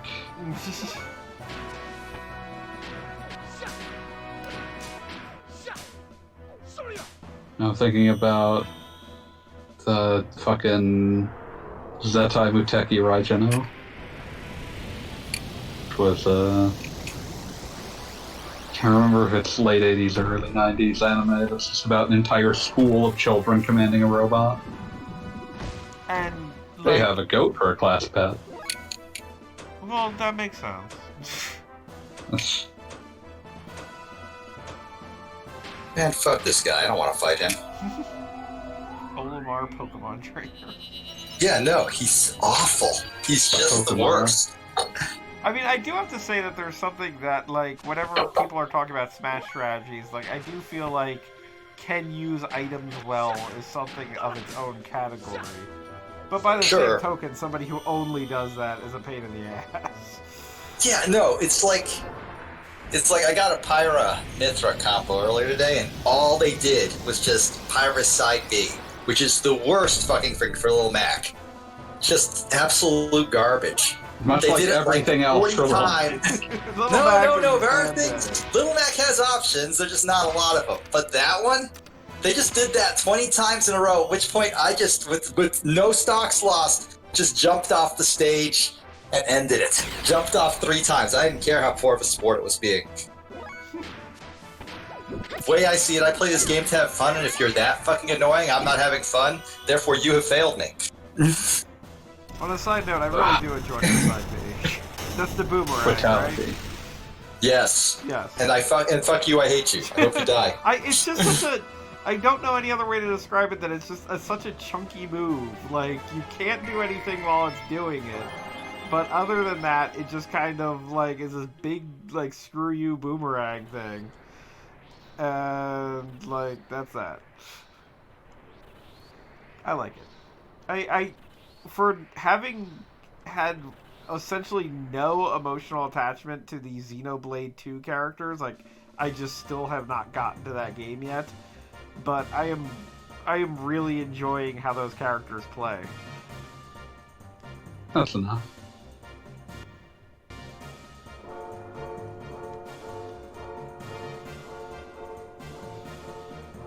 Which this is a complete contrast to some characters that I thought might actually, like, oh, this Hey, is really someone's exciting fine. that this character's in Smash, and just nothing. Patronaut, you are muted. Hey, trying it. Yeah. Oh, there we go. Good to hear from you. You're just in time to watch Gogglebob possibly get massacred by a boss again. Excellent. So we try. Good to hear from you. Haven't heard from you in too long. Yeah, been a while. Is it where's the stream link? Or- Go, Bob. Let me drop that. Switch. I'll grab Go, that Bob. for you. Here's your link. Okay, Yes. Yeah, I'll drop you the link. Gotta go awesome.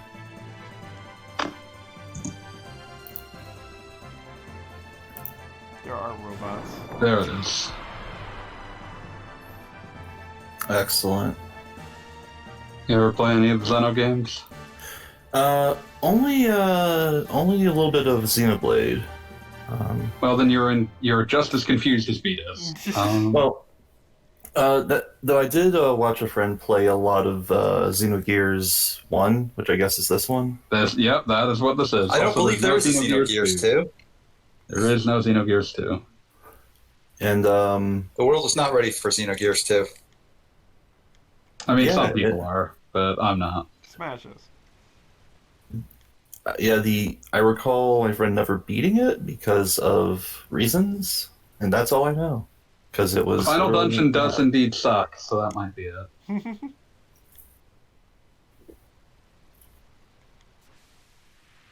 Also, if you go in there and you just don't have good enough gears, too bad, you're fucked. Yeah, that sounds exactly like what happened.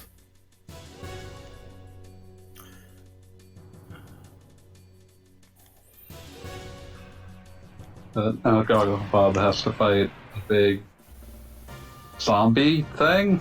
Go with zombie thing. It's like a zombie ant thing. With a fantastic hairdo. I mean, if Or we're those- counting that as hair, sure. Actually, those look like the turkey gobble things. I don't know what those are called, but I know what you're talking Isn't it about. just Do you like gobble? gumbo? I mean, they should be. The fact that they aren't called that is a crime, a sin and a shame. I'm thinking about ant bosses in Square games this time, and I'm just thinking about how Brave Fencer and Sashi was better than this. Yeah, I said it. Throwing the gauntlet down. I love Brave Fencer and Sashi. Theoretically, if I just do this, yeah, that damages it. Okay. But I could do a big screw ether attack.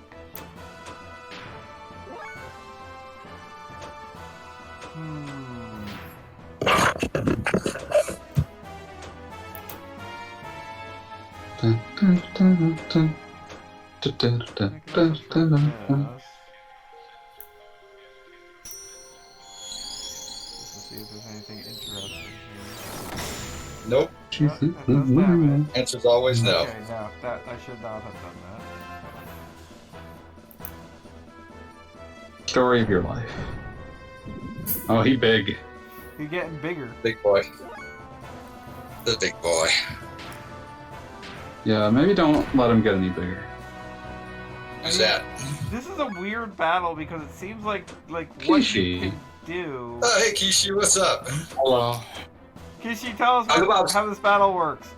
Nagobob's fighting like the most annoying robot. We're all very annoyed about it. It's not really a robot. I'm pulling up the stream now. I mean, it's got like metal looking shit. I don't know what else to call it. I don't know, it looks mostly organic. Yeah, to me. it's not a robot. Oh, giant whales? Yes, giant Yeah. wells.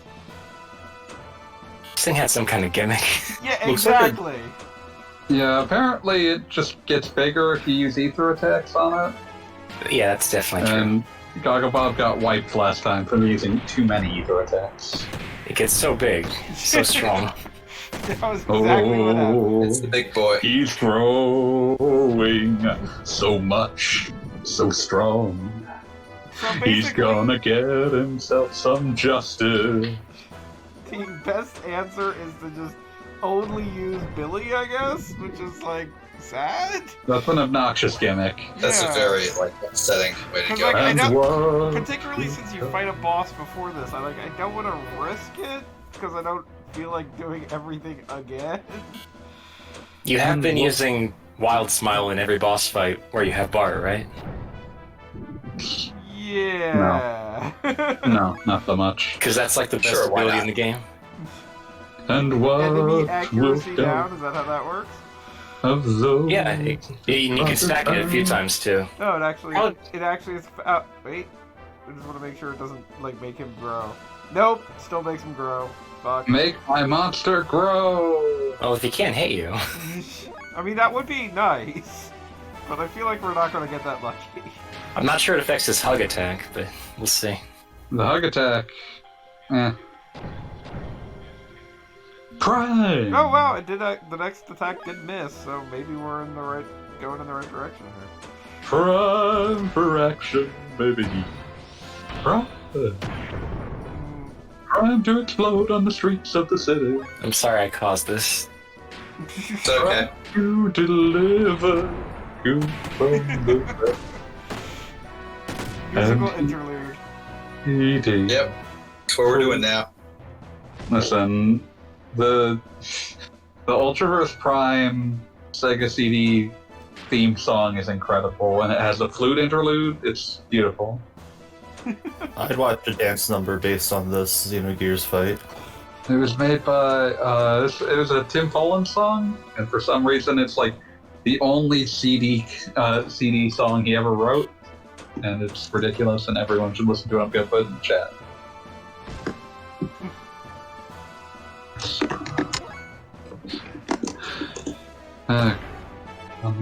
That's a long play. No, I just need the theme. There we go. It's also a nearly 8-minute song. Excuse me, an over 7-minute song. It's not too much over 7 minutes.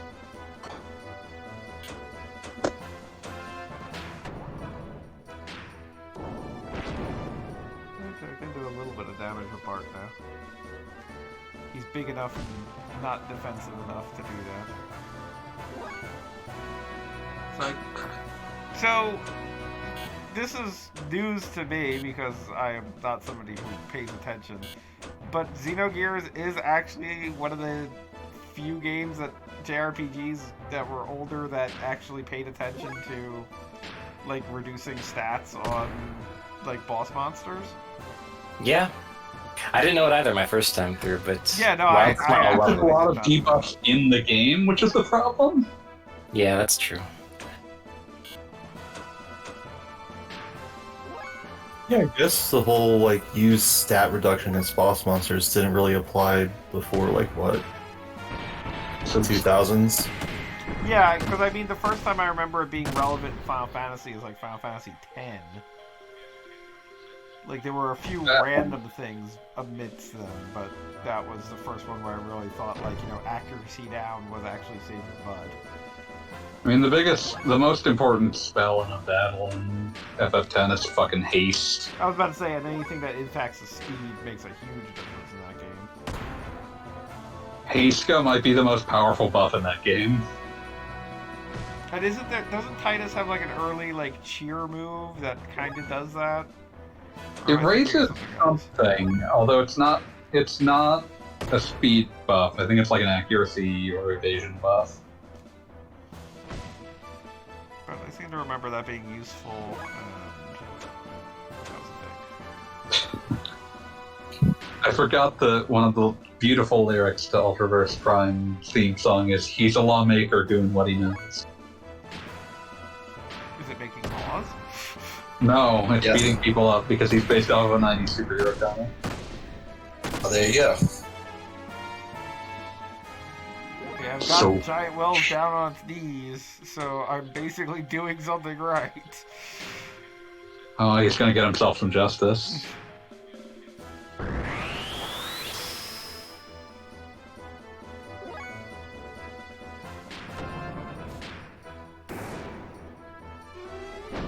Yay!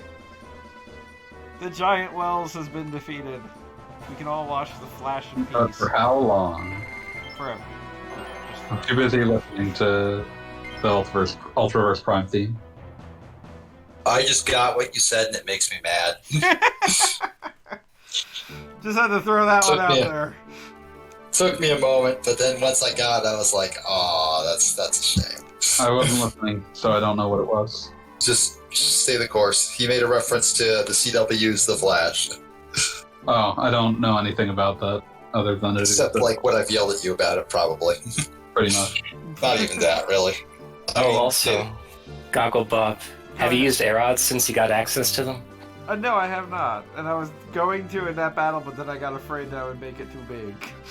Yeah, they're super powerful though. Yes.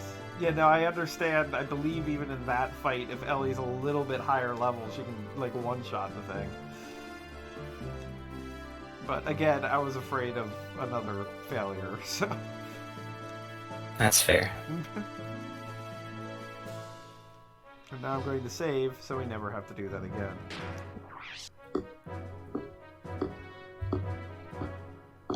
What is happening? Yeah, that seems like a fair call.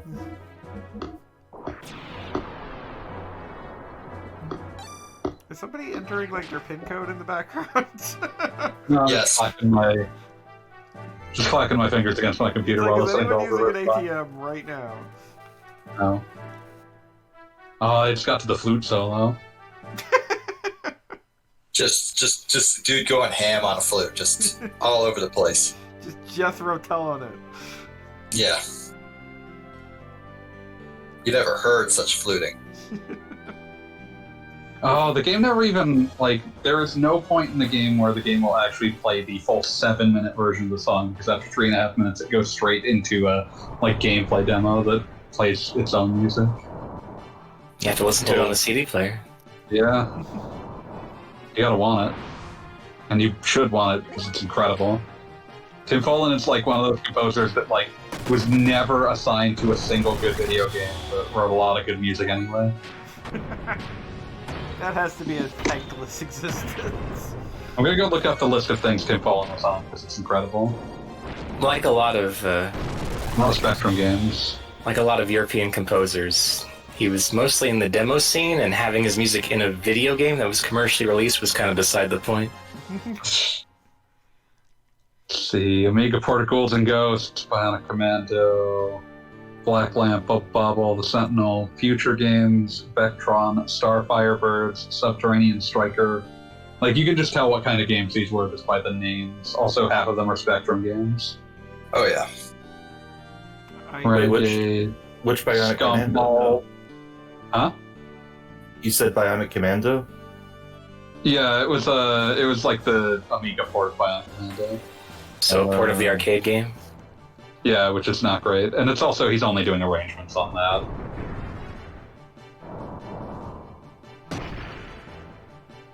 Let's see, Target Renegade, something that I am aware of, like... For some reason that was a big game for Spectrum fans. Target Renegade. Made all the Spectrum series. fans are weird by their very nature. They're Spectrum fans. That's not even a diss, that's just a statement. Like, Renegade, I don't know who actually, like, I guess it was just made by, yeah, like, this was just a European-developed sequel to the first Kunio game under its, like, westernized disguise of Renegade. That is just weird as shit. Western developed Kunio. I had no idea. There's a few of those, but mostly they're usually in the guise of people that are like, I really want to make River City Ransom. A noble goal, admittedly. I mean, yeah, like, you know, of the things you can do with your life, making River City Ransom, that's up there.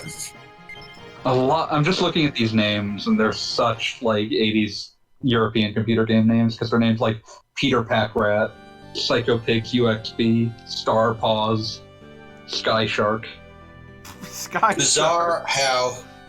It is bizarre how, like, the UK in particular has such distinctive computer game naming, like, naming tendencies. And Like, half of them sound like shitposts, because they have names like Fatworm Blows a Sparky. Okay, now that's just the most British. That's just the most British phrase ever uttered. Oh no, what happened, Billy? Oh no! Went Well, to time church to and jump on everyone was the dead. spectrum. I mean, like, all you really need to do to add to, like, the only thing you could possibly do to make Fatworm Blows a Sparky sound more British is just add a random in it somewhere in the sentence. with In it. kids. So I'm gonna bring up some other things that Tim Follin brought up that did music for that you might have actually heard of, even though it's absolutely tragic. Spider-Man X-Men Arcade's Revenge, Ugh. Okay. The Incredible Crash Dummies, All right. those are probably the worst ones, because like after that he gets to do arrangements on Rock and Roll Racing, I mean, and then And Yeah, rock and no. roll racing was mostly like legit. it's just music, licensed tracks. So, Billy's best guess as to why everyone's dead at the Vatican is that his father came in and shot everyone suddenly. You know, that And you'd Billy expect. totally buys that. I mean, like, that says that I would say I'm honestly unsure if that speaks more ill of Billy or Billy's father. Even Bart thinks, yeah, that makes sense. Yeah, that makes sense. I love Street Fighter 3. Ken Griffey Jr. presents Major League Baseball. And also, I'd like to point out Batman that Forever on your Sega Genesis. up to this point, Billy's just been kind of like, my dad's kind of a jerk, and now it's like, oh, my dad committed genocide? Yeah, that makes sense. See, he was How old was Wikipedia Ghost claims. Because like I'm genuinely unsure. I'll look it up. I think Wikipedia generally claims- teenage, right? I mean, like typically JRPG heroes don't get much older than 19. I mean, because his dad is very much still, like, active despite being, like, one of the oldest people in the cast, but he's not, like the old man, oldest person in the cast. Right. Okay. He's It not, says like, 16 Hello. here. All right. So yeah, now that makes sense. That makes perfect. I have no problem believing that a 16-year-old would immediately assume their dad like was a war criminal. One thing that threw me when I was looking it up recently is realizing that no one in FF7 treats Barrett as the old man of the cast, despite him being like 35, which is ancient in JRPG. That weirdly makes FF7 better than a lot of other games. The thing that's even funnier is that, like, players gravitated to Sid as the old man of the game, despite him being 32. Wait, Sid it's is most- technically younger than Barrett? Also, Sid is 32 makes me feel like I want to die. Well, Sid I is, know, like, Sid is like, born the old man. Even if, like, according to the manual or what the fuck ever, Sid is 32, Sid is 60 in his heart. Like, Like, Sid, Sid was Sid's basically whole born deal. here. I'm sorry, Sid's whole deal was that, like, he had a dream, he tried to achieve the dream, he failed, and now he's sitting around sad and retired. And he's 32?! Here's the I thing. mean, yeah, It like makes that. super, like, the game That raises makes it super questions. clear that dream was still achievable. He was just giving up. Sid is coded as an old man, which is why people took him that way, despite the age. That's why he wears a stomach warmer in Kingdom Hearts. Yeah. That's only for old men. I mean, Play like, him older in Kingdom Hearts. He also actually has wrinkles in Kingdom Hearts. So. Yeah, like in Kingdom Hearts, he looks like the old guy, and you believe he's the old guy. But then I believe he was the old guy in FF7. Way so. wilder liberties with Fuck do I know? characters in Kingdom Hearts. So I think he's just supposed to be older in Kingdom Hearts. Because then you get to, like, if you were to say that... Because they also de-aged a bunch of characters in Kingdom Hearts, and then they turned one of them into a fairy. And... 3 of Frankly, them. turning Yuffie into a fairy was the best choice Kingdom Hearts made. Yeah, I said They it. turned Fight Yuna me, into a Arrow. fairy. Yuki is just a ninja. Gunholic. He's Forgot addicted. about that. I'm a Hooked on gunholic. guns. I'm a gun haul. I'm really into guns. My favorite H thing in this game, I know you haven't, I don't think you've found out too much about Faye's backstory at this point in the story, but Correct. in the present, Faye is 18 years old, and he's been living in Lahan for 3 years, which means all the stuff you're going to find out about his backstory happened when he was, at most, 15 years old. That's amazing. That's like when my wife was watching fucking Gossip Girl, and like she was describing it. Like I was watching it, and like at one point one of the girls says, "I killed somebody," and that was the big twist at the end of season 1. And I'm like, wait, how old is she supposed to be? And my wife just goes 15, and I'm like, that means she killed somebody when she was 12. Yep. Yeah, well, I mean, my wife and I were watching How to Get Away with Murder recently. Oh god, that show deserves like its own like fucking like wing of the Very Strange Decisions Hall of Fame. Well, I mean, never mind very strange decisions. Like, there are these characters that are just, they're college students, and I cannot tell you how many murders they committed within their, like, college time. Like, Oh yeah, yeah. it Like just, that's half of the appeal. Like it escalated Like- quickly every time. I remember I was talking to my wife about it, and this was when I was writing that thread on Old Talking Time about how I will try to describe what my wife is watching in all caps. And I said, and she was like describing it to me, and I said, okay, so she's a serial murderer. And my wife's like, what? No, she hasn't killed anybody personally. And I'm like, no, but she has like a whole team of people who kill a lot of people, right? Yeah, that's the Like, serial yeah. killer with more deaths. And I'm like, and they all like obey her every like whim, and like, you know, basically Well, because she basically keeps follow getting them whatever out she of wants. murder. And she's like, yeah, and I'm like, that's Charles Manson. She's like, oh, okay, point. Yeah, no, that was just like it accelerated.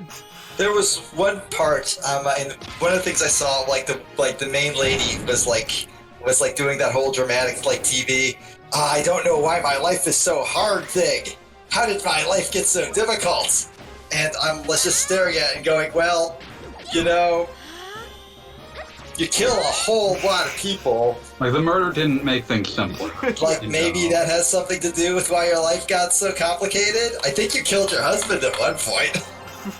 I don't know. I jumped on late, but, you know. No, I don't think she killed did a her whole lot of husband. murdering. She kind of advocated for somebody else to kill her husband. Just like she kind of stood there and made it happen. Yeah, she's just like, oh no, I hope nobody kills my husband. While she just sort of like leaves a handgun lying on the table and then winks very forcefully at like Yeah. one of her lackeys. That's about summing it up.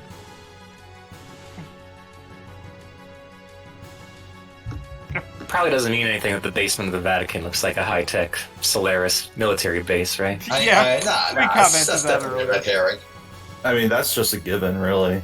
Yeah. We were I mean, where else are you commenting, gonna but keep no one all brings your, it like- up. Sort of Where else are you gonna keep all your cool shit?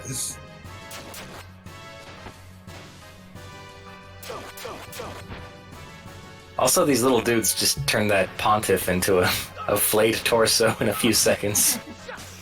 I mean, Easy to miss. they're the dudes from Samurai Showdown, right? What's his name? Genon. Yeah, there you go. Oh wait, no, King of Fighters, right?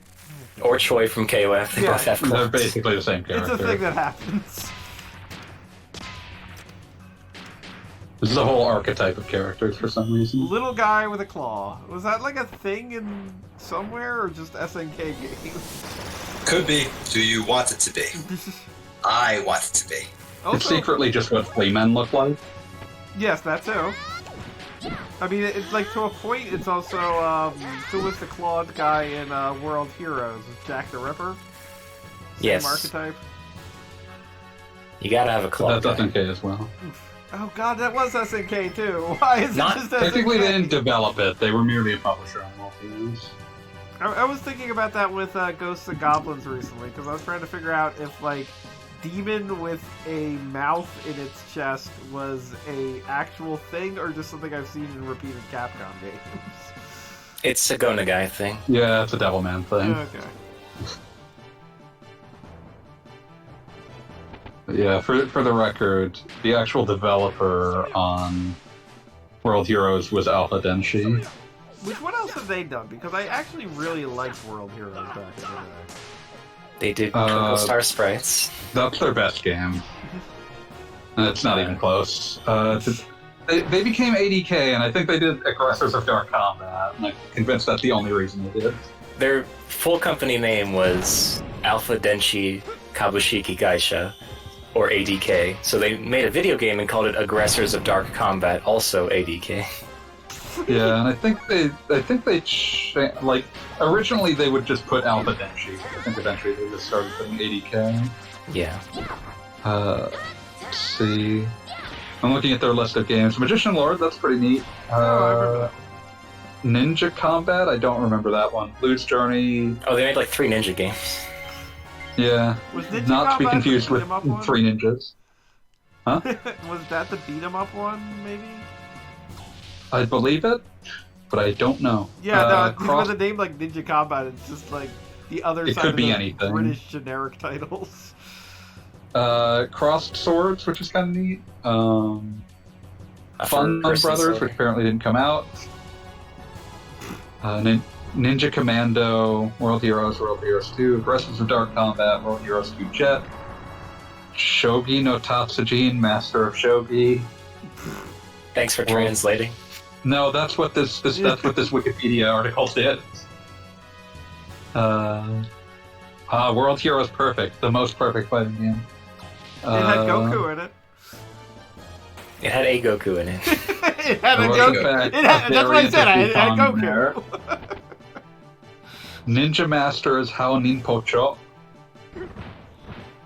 Over I feel like if we're gonna say it has Goku in it or it has a Goku in it, those are different things. The character is named Goku. Okay, he's journeying in a general west direction. What do you want? It's a Sun Wukong of some description. You want Goku in Smash Brothers? There he is. They apparently made one of the only Hyper Neo Geo 64 games as well, which is interesting. Which one? Beast Buster's Second Nightmare. Oh, yeah. Which I believe is also the only light gun game on that system. Considering how few games there were total, probably. There's like 6 of them. That system was supposed to be distributed in like 3 variations. You have like a light gun, a racing, and a like normal fighting game variation. There's like 1 light gun game. God, what was the what were the actual years on that thing? Or year? The Hyper Neo Geo 64, it's like 1997. See, just to be sure, I'll check my dates on that. That still isn't playable properly in the name, it sucks. Let's see, mostly 97 and 98, with the very last game apparently finding its way out in 1999, that one being Buriki 1, which is one of the better ones for it. Yeah. I think that's the one where they gave us Mr. Karate 2. Yes, the first time. Yeah. Otherwise, we have Beast Buster's Second Nightmare, which is the only rail shooter for the system. Fatal Fury Wild Ambition. Hold on, I think Rico gets a line in this scene. Oh, that's... Everyone be quiet, Rico's going to say Let's all see Rico say one word. I'm expecting something like, what's all this then? What's going on here? I'm on the edge of my seat. All this? You see him standing there. He's gonna say. He's standing right in front of the camera. It'd be kind of hilarious It's like if he someone went to forgot say... to shoo him out of the scene. It'd be great if he... Oh, wait. He does have something to say.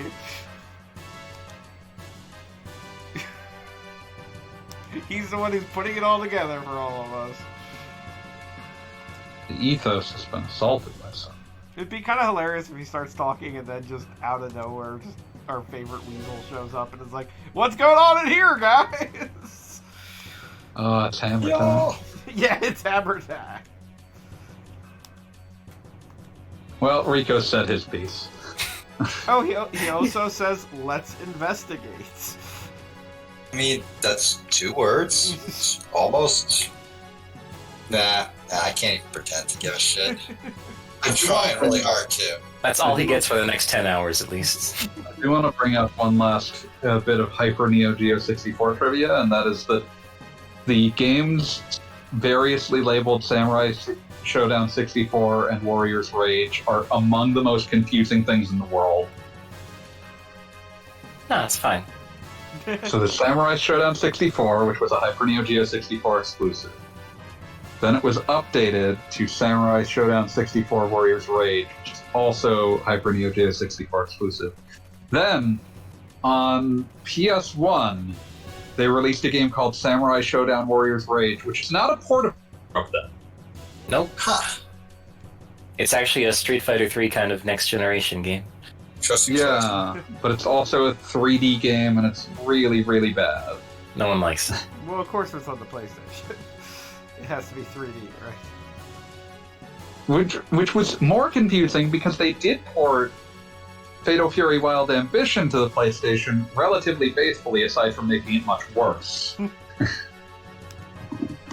They added 2 characters. Including Yes. Duck King. Yeah, Well, that is not a good model. That is not a good Duck King model. Oh. It also has a very long opening cutscene, portraying Geese killing Jeff Bogard again. One of very few official portrayals of Jeff Bogard. Yeah. So that makes it mildly important to watch that at least once, I guess. But yeah, that entire thing, I don't know, like, plot-wise, if you care about the Fatal Fury plot, and I do, I think it's just supposed to be an alternate universe. It's just a retelling of one, yeah. Yeah, but it just has a bunch of characters from later games that can be... Well, Ryuji is probably the hardest one to explain what he's doing there, but... Someone said the word scrolls. He didn't even know why he was there. It's just like, oh, scrolls, you say. This might be important. A big war 500 years ago? I mean, I love that Xenogears... Like, I don't know if it's bad direction or just incredibly, like, confident direction. That they're like, you know what people are going to want after that haunted ship ride with the giant zombie? Our characters to sit down in a computer room and read stuff. Like, yes, this is... Like, I mean, like, you got Blanca hanging out in the back of the room, and it's like, let's read things off of monitors that tell us what's going on in this plot. No, there was a whole bunch of murder beforehand. Well, this is true, yes, there was the murdering. Can't have any murder if you don't eat your exposition.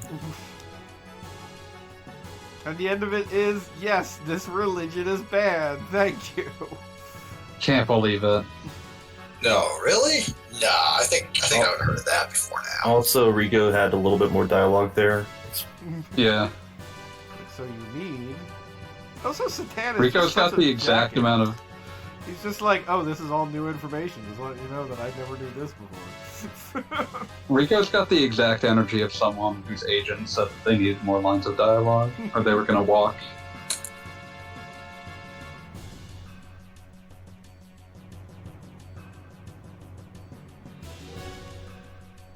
Rico asks an important question. Everyone be quiet. Riku is talking. All those people that come here for help, are you sure they all walked back out after that? That seems like an excellent question that you should have already known the answer to. Yeah, like... Also, a baffling amount of SNK characters have their own Wikipedia articles. I mean, I feel like Wikipedia is the exact right age to be dealt with by a lot of people who are obsessed with SNK.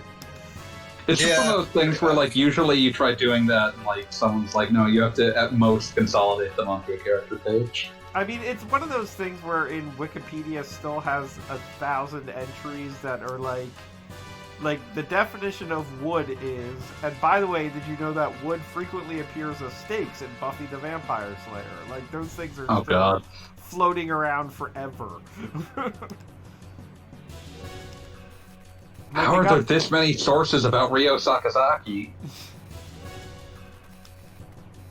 Sorry, I'm just looking at this and being mildly confused. I'm convinced they're only letting Rico talk this much because Faye is dead. If Faye was here, he'd be being confused. Also, I love that this is introducing a war from 500 years ago and a city from 4,000 years ago. Like, these things were all mentioned beforehand, but it's like... We are really pulling it all together right now. Hope you've been taking notes.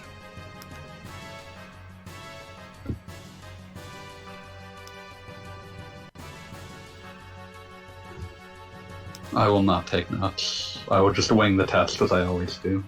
FBM, what was the significance of the 44th salvage plan? Oh man, I can't believe you do this to me. It was just on the screen. Yeah, but I wasn't reading it. I was busy reading how long the Rock Howard article was on Wikipedia. I was busy looking up how many lines of dialogue Rico had. More than you'd think, but less than you'd hope. Rico's the cool rat, right? No, that's Hammer. Oh. Rico is Blanca. Oh, well, never mind then. Fuck that. Yeah, I'm getting intense Ganondorf vibes, honestly. Yeah, you'd think, but then you see his like profile pic, and he's just Blanca. There he is. He's just like very sour Blanca. Yeah, he's just Blanca. I do see Ganondorf though. Like, you're not wrong, but he doesn't have the sheer degree of Widow's Peak that Ganondorf has. Yeah, they literally just also like his very strange male pattern baldness. Very strange male pattern. Also, I like that everyone's, taking in all this information. Yeah, 44th Savage Plan, very interesting. And Billy's just kind of having a crisis of faith in the corner. Well, I mean... We're just going to let him ride that out and ask him about it. I We're just do gonna want let that one. I We're do just want gonna let him see that one through. I do want to think that Rico's question really kind of bothered him because it was kind of like, wait a minute, there were less people going out here than there were going in. I really should have noticed. Why didn't that. this bother me? What the hell was I God. thinking? It's like, wait, oh, they were being sold into slavery? Why didn't I ask anyone about that?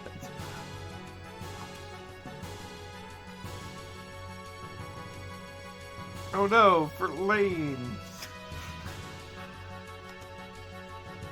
Important character. Yeah, why don't you have a character portrait? That other guy does.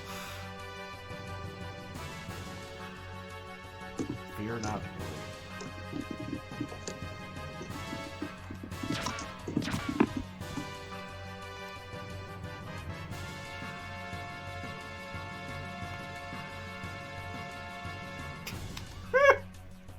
I'm sorry, since I'm a little bit ahead of you, but Billy is just such an idiot. He'll get there. He needs a moment. What are you getting flustered about? Shooting priest rules, actually. A stun bullet.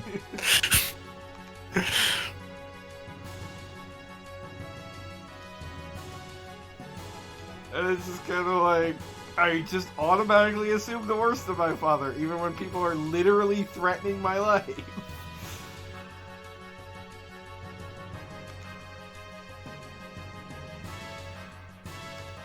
But I was too late. It's a shame I only have one character portrait, so I just sort of look smug about this news. I think he would have that face anyway. Always assuming the worst of Destiny.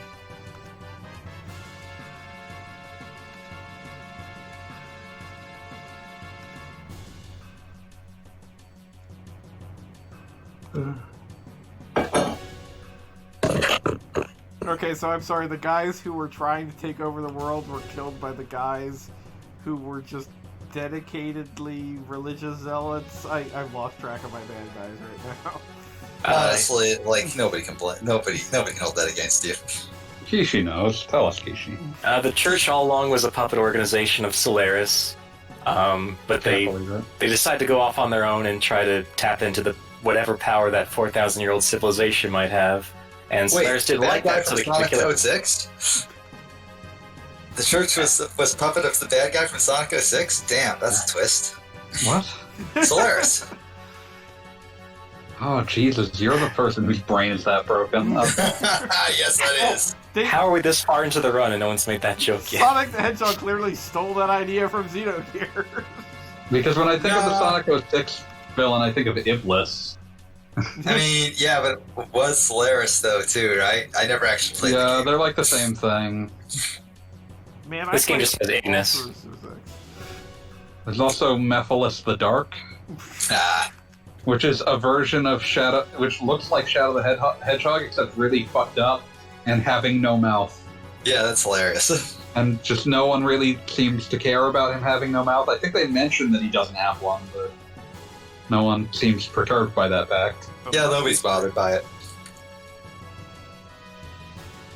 Like, you see one guy with no mouth, you just sort of roll with it. He's still talking, whatever, I don't care. Yeah, he can still talk. And he calls himself Mephiles. He probably means that his real name is like Miles or something. So that's definitely not Mephistopheles, as in Satan. No, I'm thinking of Mephiles Tails Prower. Sorry. Maybe his parents just like really fucked up pronouncing Murphy. Murphy Tails Prower. Verlaine, hang in there. Weren't you trying to Golly. kill me a second ago?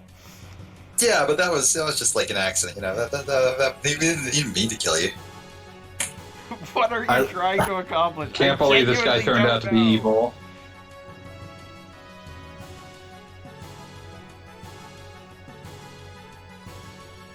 I like how Never, happy yeah. Stone looks, or looked before. Just like his face completely does not match his tone. He's just a chill guy, you know, just keeping it cool.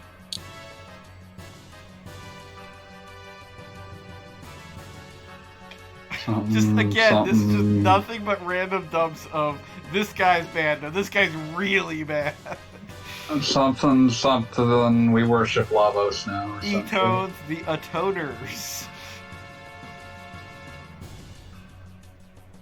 Anytime somebody like introduces himself as the Atoner, you're like, okay, what the fuck did he do? Have you ever thought about just like worshiping the big space bug? I considered it for a little while, but it just wasn't for me, Just a big bug, like a really big bug. How big are we talking here? Like gigantic planet, it crashing into Earth was like an extinction level event. I mean, I'm on board. I'm not saying I'm not on board, but like, can we make it bigger? I mean, maybe we'll have to get in talks about this. Like if the bug is like at risk of becoming another moon, then I'm really in. But you gotta. Those are rookie numbers. You gotta bump those numbers up. Wow. I mean, legitimately, you don't have to be that big to cause an extinction level event, depending on how far from space you fell. I mean, like... I suppose. So Billy was a member of a group of combat priests who were ostensibly charged with going around killing zombies, but they were actually sort of a crop of people that the people who really knew what was going on could pick from and turn into assassins to keep watch on everyone else, like Verlaine. So were all the little claw dudes we were fighting those assassins? I don't know. Or were they just hired goons? They might be straight from Solaris.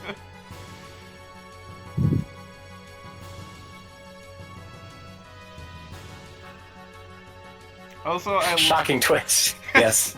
Stone has not been using his real name this entire time. Stone, the character that appeared in one scene previously, and like you could have told us his name was like Steve, and it'd be like, who cares? It's a big important twist that Stone's name is actually Stein. Like they didn't establish that there could be a bad guy named such Stein a weird at choice. all. There wasn't like a data file somewhere that's like, oh no, this Stain guy is terrible, or Stein. No time. We got a lot of stuff to go through. You consider. We got a lot of ground to cover. Let's just keep it moving, people. Keep it moving. Also, I'm kind of disappointed they couldn't align sprites properly, so he's actually pointing a gun at him. Yeah, that's bullshit. They could have tilted the camera for that moment. It would have looked a lot better. It's like, I'm going to shoot this wall unless you do this. It would ricochet. You'll see.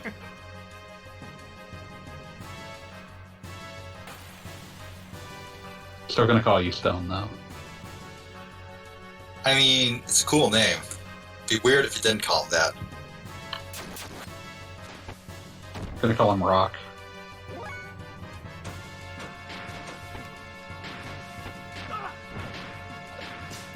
Think Billy will ever participate in a battle where he just doesn't look so tired. He has had a rough day, okay? He's got his hands down by his hips, getting ready to brandish his steel. He just looks like he's checked out, you know? They really could have gone with something that somehow made him look like a gunslinger that like is like twitching to get his guns out, but no, he's just kind of like lying down. Like if you told me one character in this party was afflicted with a status effect, Billy would be my first guess. I feel like they wanted to use like that hunched over kind of posture to communicate action, because Bart kind of has a less severe version of it, but it's significantly less severe version of it. I mean, like, it's so severe with Billy that I almost believe that like it's some sort of intentional like he's basically just like it's so strong that it like hurts him to stand up because his muscles just have too many conflicting forces. But no, it's not. It just isn't. I put some sprites in the Discord. Oh, thank you. I will look at them. In general? Yeah. Those are very good sprites. Thank you, Kishi. You're welcome. Thought it might be relevant. And what will come of those who cross his path? That gear is huge. Alkenshell. This mobile gear. 3 guesses as to what Alkenshell is a mistranslation of. I have no idea. Alcohol? The road. It's understandable that they missed it because it's an irregular spelling even in Japanese, but all signs point to it's supposed to being a archangel. Oh. Oh my god. Oh, okay. I guess that makes a certain amount of sense. The game's translation is overall pretty good for the time, especially given what they were translating. But... I mean, the one thing about it is that I really appreciate how Xenogears, the characters do have like distinct voices, which I feel like is very important in the translation. Oh yeah. And, like, you get ridiculous stuff like Bart's, like, the Maul's a mole thing. This Maul's a mole. But at least, like, if you ask me which character said that, my first guess would probably be Bart. Yeah, mostly it slips up on terminology, which was hard to look up back then. Hard to look up and also bespoke to the game. Yeah, very much like its own little universe, kind of like Ava randomly tossing around the Lance of Longinus and stuff like that. It's like, did you really intend for that to be that? I mean, I assumed in Ava's case that was definitely what they were going for. Well, I mean, they obviously intended it, but like, if they're calling something the Lance of Longinus and it's like the size of several skyscrapers, like, it implies a bigger Jesus than I ever expected. The bigger Jesus theory. I think officially, if we can dip into Ava lore, the original actual Lance of Longinus is inside of the giant lance. Well, that makes perfect sense. It would be like a toothpick by comparison. I mean, like, at that point, you're just like attaching a good luck charm to it, right? Yeah, it's like, you could have just put that in the Ava and saved us all some time. It's just also, instead of like just, you know, slapping on a little peace sign or whatever, like, makes you happy to, like, or draw like a scary face on a bomb or some shit. Yeah. You used an insanely important, one of a kind historical artifact, which just makes you an asshole, honestly. Toss it straight at the moon. Also, again, I'd like to point out, I'm pretty sure they eventually start mass producing those somehow. So maybe it really is just a good luck charm. That implies the existence of mass-produced Jesuses. Oh, man. Well, there could have been more than one Longinus. But, like, you say that, but I feel like I do need to bring up, just out of, like, raw like consternation at the things that I see on the internet. But like, anytime I see some, like, a Twitter joke that's reliant on the idea of blank implies the existence of blank, and like the connection is not immediately clear, all I can think is like, I'm beginning to worry about your capacity for inductive reasoning, even in the context of a joke. The only one of those I've seen, like, frequently is that casual sex implies the existence of competitive sex. I mean, I've heard of people getting competitive about that, so, but I don't. I mean, yeah, that's basically an entire subculture of weirdos. Yeah. Is this the first time I've mentioned Krellian? I think feel like it's come up before, but I'm not sure. I will be totally honest, I have not been paying close enough attention to that. That doesn't surprise me. I want in to say the there was slightest. another orb conversation where they did mention it, but I think at most it was just one. This is definitely where he starts to be a character. Is this the big orb reveal then? Orb. As for the orb dudes, that might be the conversation with them that makes the most sense. If it's your first time through the game.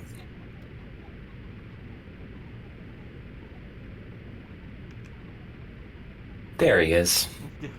Here's our beautiful boy. Definitely your first time seeing him. I mean, at this point, legitimately, they say things like Krellian and whatever, and it could be like we're talking about a robot or a town or a dude, but here we are. It's just this guy. Just this guy, you know? He might be important. Guy. Excuse me, he has a character portrait. You know he's important. Oh, he's so important. I genuinely don't. Like, remember when Billy was freaking out about his one dead priest friend, but that guy did not have a character portrait? You knew what was happening. And there's a walrus captain. He's got a character portrait. You know he's important. That huge fishbowl thing. He's just hungry. I love that they're faced with this totally disproportionate threat, and they just make sense of it the only way they know how. And they're You all gotta gonna start calling process it things any way you fishbowl can. Yeah, like it's when all you have is a hammer, everything looks like a nail. thing. Or in this case, load the big gun. I love the big gun. Oh yeah, man, the big gun.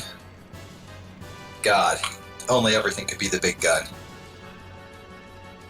Hans, look alive. Well, if everything was a big gun, then what would be left to shoot? Damn it, why must you destroy my entire worldview like this? I mean, the trick is to have a big enough gun that nobody questions which big gun. Just the big gun. Yeah. The biggest one there is. Thank you. The big gun singularity. So the game is going to try to convey a big action sequence where the Thames is getting attacked by a swarm of zombies, and these rough and tumble sailors are fighting them off valiantly. So just try to imagine that. I mean, the zombies are practically being moved like friggin' like 2D cutouts. Like, here you go. Here Just they sliding go. across the frame. It's Just like a slicing CGI across. with popsicle sticks. Yes, they're being attacked. Yeah, I mean, there's Wait, just... the Thames is in the River Thames in London? That's what it's named. Good God. It's supposed to be named after one of the Hebrew months, but it ended up being spelled like the River Thames. Okay. That's just the nice thing about the weird translation, because it is just kind of a great thing that... what's the one Not Rico? part? Never Rico. Rico. Ship worked as a boat, right as his father and his grands. Oh, working on a boat you're building on the River Thames. One day Ship was hard at work, devil Guess I appeared can't from say- I hell. don't know. He had a roll of copper and a bucket full of nails. But devil said unto Chip, take these nails and copper roll, but you also have to take this rat and I will take your soul. Chip despised the rat and the rat squealed and hissed, but the bucket of nails and copper were too much to resist. Once again, this is our official St. Patrick's Day stream. I didn't know I was about to trigger beat. That's actually Scottish, not Irish, so, you know, FYI. I mean, it's about as accurate as anything else we do in this stream, so it works for me. Fair enough. Can't argue with that.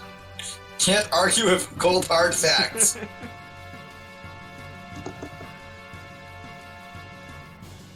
Fucking love that song though. Just the idea that the devil totally fucking phoned in, trying to get Chip to sell his soul. And Chip was like, "Yeah, no, let's do this." And the devil's just sitting there like, "What? Seriously? Okay. I'm not complaining, but seriously." So great. Probably make sure our gears are actually equipped with things. No, don't. That's boring. It is, but just real quick. Gotta gear the gears. I don't think you have to. I don't think you should need to. If you really want an Irish song for St. Patrick's Day, you should be looking up something like Young Ned of the Hill. That's a good one. I'm sorry I missed the scene of the orphans launching Ren Mazua with And you By- were so by- close to it, too, because you by came using in, the seesaws really hard. You came in right as we were getting that going. For the second time, because I lost that boss. Let's see. Johnny, I hardly knew you is apparently originally Irish. But what could be more Irish than singing about how much that you hope that Oliver Cromwell is burning in hell? I mean, not much. That's pretty much maximum Irish. And Oliver Cromwell is burning in hell. I have this on good authority. It makes sense. It's just one of those things. It's like nothing could be more Irish than singing about how much you want Oliver Cromwell to be burning in hell. Okay, now let's go kill him.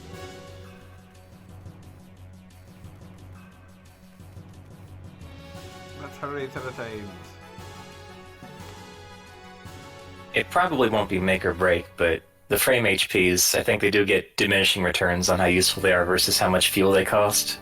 Well, this is technically true, but I've also got the other thing that allows you to restore a lot of fuel in just one defend turn. Fair enough. So I feel like that'll work. But it's more of almost like everything in this is just kind of worst case scenario type items. Yeah.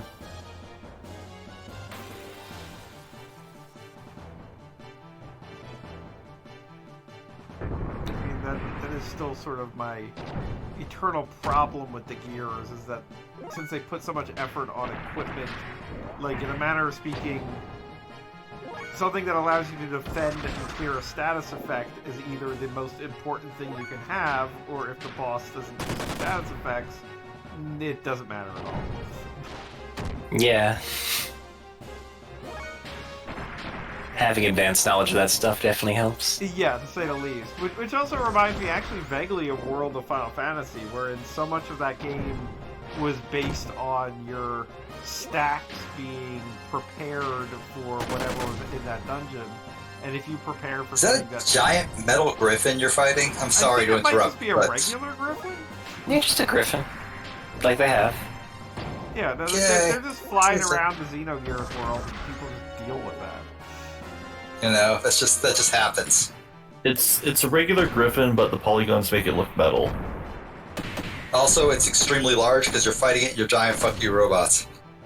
Yeah, it's enormous. Yeah, it's just something people have to deal with in that world. Jimmy isn't with us anymore. He had to deal with the cool thing. Speaking of the polygons, if you ever look at the art book for this game, you can see all the gear designs they actually have a lot of rounded edges, but since you're looking at them in PS1 polygons, they just look super sharp. They're really blocky looking. They look like my Power Rangers toys. That's kind of interesting. I mean, like, I don't think I ever really looked too hard at the mechs and, like, any of the art book stuff because, like, there was other information to be gleaned, like what was supposed to be happening 4,000 years prior and what have you. Don't even get me started on 10,000 years ago. We already played Xenosaga. I think we can go further. I wouldn't Let's have go guessed that Square's official store was still selling figures of the Veltal.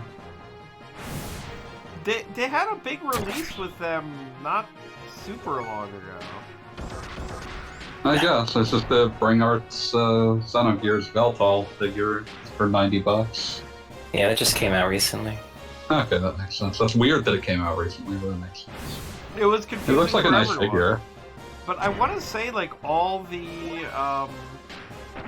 gears are like or at least a big group of them are like slated. I think Verge just came out or is coming out. If they get to original Veltal, I might be tempted.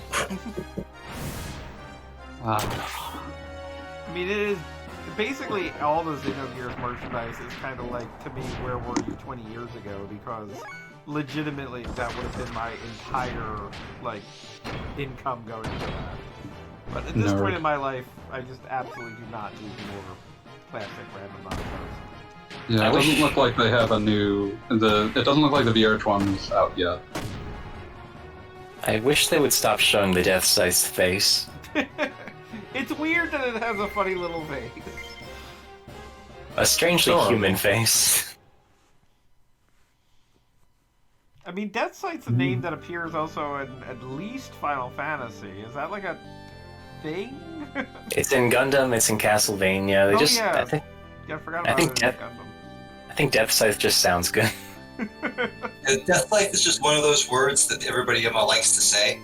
It's got that like word crunchiness to it that everybody finds very nice. I mean, in Castlevania, at least it's Death's Scythe. Like, Death's, scythe. yeah. Like, I mean, it's just it's a thing. The scythe owned by Death. Right, exactly. I mean, you can get it in some games. It's right there.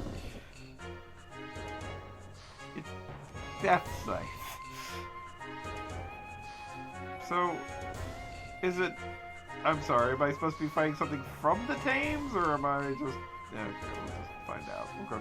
We'll go to the Find out one way or station, another. whatever it's called. If any luck, we'll find out pretty quick. Talk to everybody. Like, if we go on the deck and there's giant zombies running around, then we'll know we're in the right place. No? The ultimate puzzle, find out where the hell you're going. I mean, like, you feel like there's supposed to be a big fight here, but I was promised a big fight here. That was minutes ago. There was supposed to be a big fight here, but, there wasn't. Clonk. Hear that? Yeah, Pete, are you drunk? No. Yeah. I mean, on a long enough timeline, but currently, no. I'm just clumsy. I'm gonna go to the bridge and see if the captain... I am going to throw away that empty, though, before I do something else stupid, since that seems like that would be more hassle than it's worth. Be right back.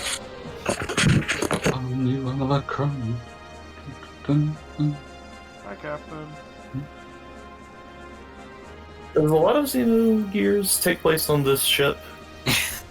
I mean, In this part of the game. very important. Depends what you mean by a lot. I just recall like jumping in, watching my friend play this game when it first came out, and it's like, huh, I've seen this ship before. I'm still on it. Alright, I'm back. You have to come here a lot of times. That's what I thought. Yeah. Okay. Really sticking to the fishbowl terminology. Jimmy Fishbowls. I believe in Japanese he refers to it as an octopus trap, which is not something that would make sense to you if you're not from Japan. So Do octopus traps look like fish bowls? Is that a thing? the ones like, they're is that- referring to, yeah. Is that... alright, neat. I learned something new today, I guess. Somehow you lure in the octopus and it can't get back out. See, the surprising to me is that an octopus can't get back out, because octopus are tricky. These things Oh, are yeah. smarter than they let on.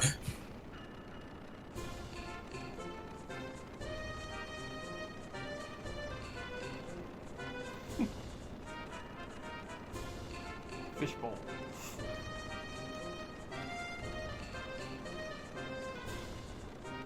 So all we had to do was come here, and there was supposed to be a giant battle, but the battle, I guess, ended before we got here, and now everything is fine, and we just have to chase the fishbowl. I'm going to say it's a clever inversion of what usually happens in video games, I mean, where you I- have to get somewhere urgently, but you can just take your time forever. It doesn't matter. And so, like, the implication being that most people would take forever to get here, and just the battle's already over. Yeah, you Missed missed it. it. Because I mean, like, immediately after that, big surf scene, I was kind of expecting a little bit of action, because most of that was just my main characters reading monitors. It's kind of funny how much of this game that I remember distinctly, and how much of this game is like vaguely a mystery in my own mind.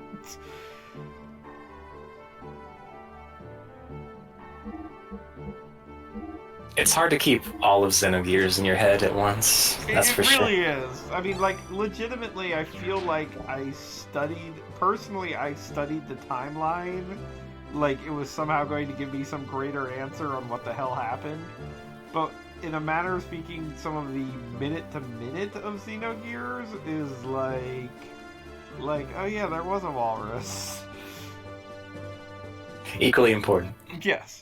And also, literally anything involving Choo-Choo is etched into my mind forever. I mean, it's Choo Choo. You must stop Choo Choo. Choo-Choo's a good girl. There's no stopping Choo-Choo. Choo Choo did nothing wrong. You don't even believe that. They're right, I don't. Choo Choo did nothing wrong, according to all of you, but that doesn't mean I'll ever forgive Choo Choo. What Choo talking Choo-Choo about? must be stopped. Well, I'm afraid we have to put Goggle Bob down like a rabid dog. Is that the way it works now? Alright, Yeah. I guess we're doing that shit. She wouldn't believe it. Oh god, it's spreading. No, that's just Trident being Trident. What have you done? The science done. You're going to be closer. You get to do the honors of putting Gogglebob down like the rabid dog that he used to come. Okay, I sure. like you're closer, like he's the next room over. But bit of a trip. I mean, it's a long journey, but it's one I'm willing to make. Sorry, Gogglebob, I just gotta kill you. Important goals. It's one of those. I was figuring you could at least wait until he was closer by, but I mean, like... Nah, you know. I don't have time for that shit. That's fair, that's fair. We're just gonna do this old school. Can I just say major props to the like PlayStation 1 ocean going on here? So wobbly. It's just very like, cool. like, they went ahead Textures and wiggling figured is something basically out. all that the PS1 was good at, so... Yeah, they're putting it to a good purpose. Yeah, exactly. I haven't really seen that many wobbly oceans in current gen, so props. Don't see a lot of oceans in current games, actually. Well, Yeah, like, they try to avoid it because they know what they're bad at. They know their limits. Dragon Quest came out not too long ago, and that ocean was flat as hell. That had to be on a lot of platforms, so... Pushed you too far. Took you for I like granted. the implication that like literally any platform that exists right now couldn't do something the PlayStation 1 could do. No, it was all downhill after Xenogears. Honestly, yeah. You think we could aim a gun the wrong way when facing a bunch of sprites in a room? No, we can't do that. Have that tech anymore. That's lost technology. That's just gone. I do really admire the idea of some sort of like post-apocalyptic future denizen finding a PlayStation 1 and calling it lost technology. Just like it's whirring like crazy and being like, yes, this is amazing. It plays The JRPG this, about the lost JRPGs. I just want to like All have the lost somebody JRPGs. amazed We by lost so many JRPGs. I want to see somebody amazed by lost technology, and the lost technology of a PlayStation 1 playing a mighty, mighty boss tone CD.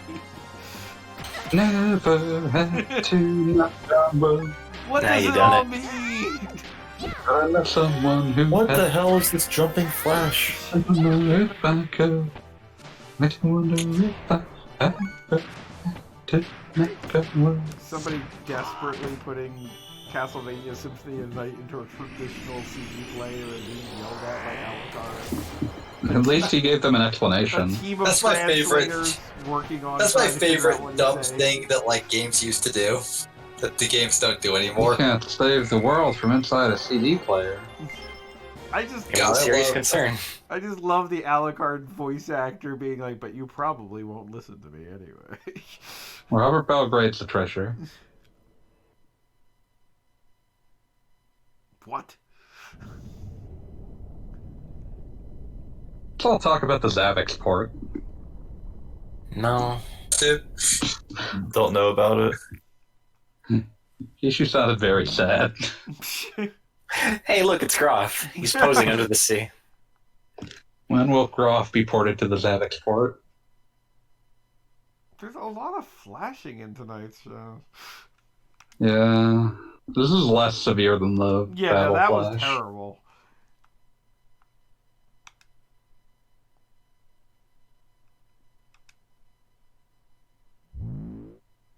I like to think that Graf's hanging out underwater just because he can.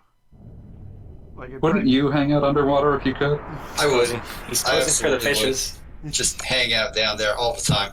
Look at him.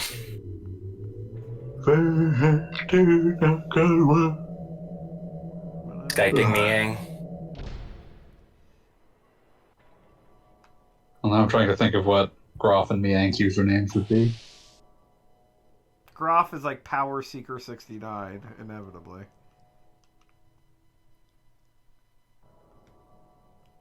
But are there XXs between in it encapsulating his name?